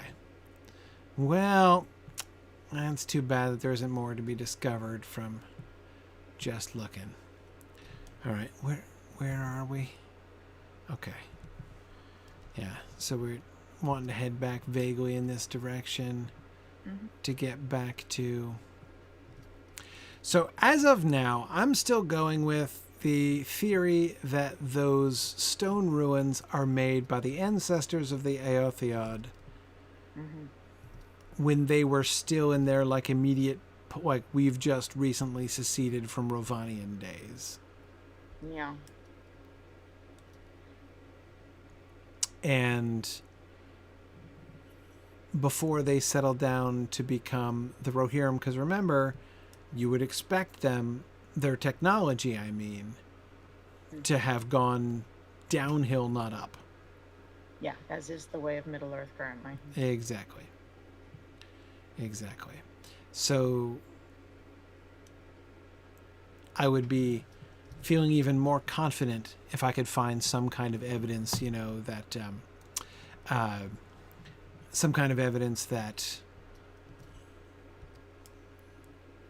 like architectural similarity between these ruins and the Rohirrim. But see, I wouldn't expect much there. Yeah. Okay, and there's the bridge. I don't think we've got time for the bridge tonight, but we'll return to the bridge next time. So we'll stop from this vantage point. Oh, no, that was rude, Mr. Gundabad Hunter. I'm just minding my own business and looking at the bridge. And you just come up and kill my horse for no reason. Anyway, so we'll come back to the dwarf bridge next time, and we shall cross said dwarf bridge.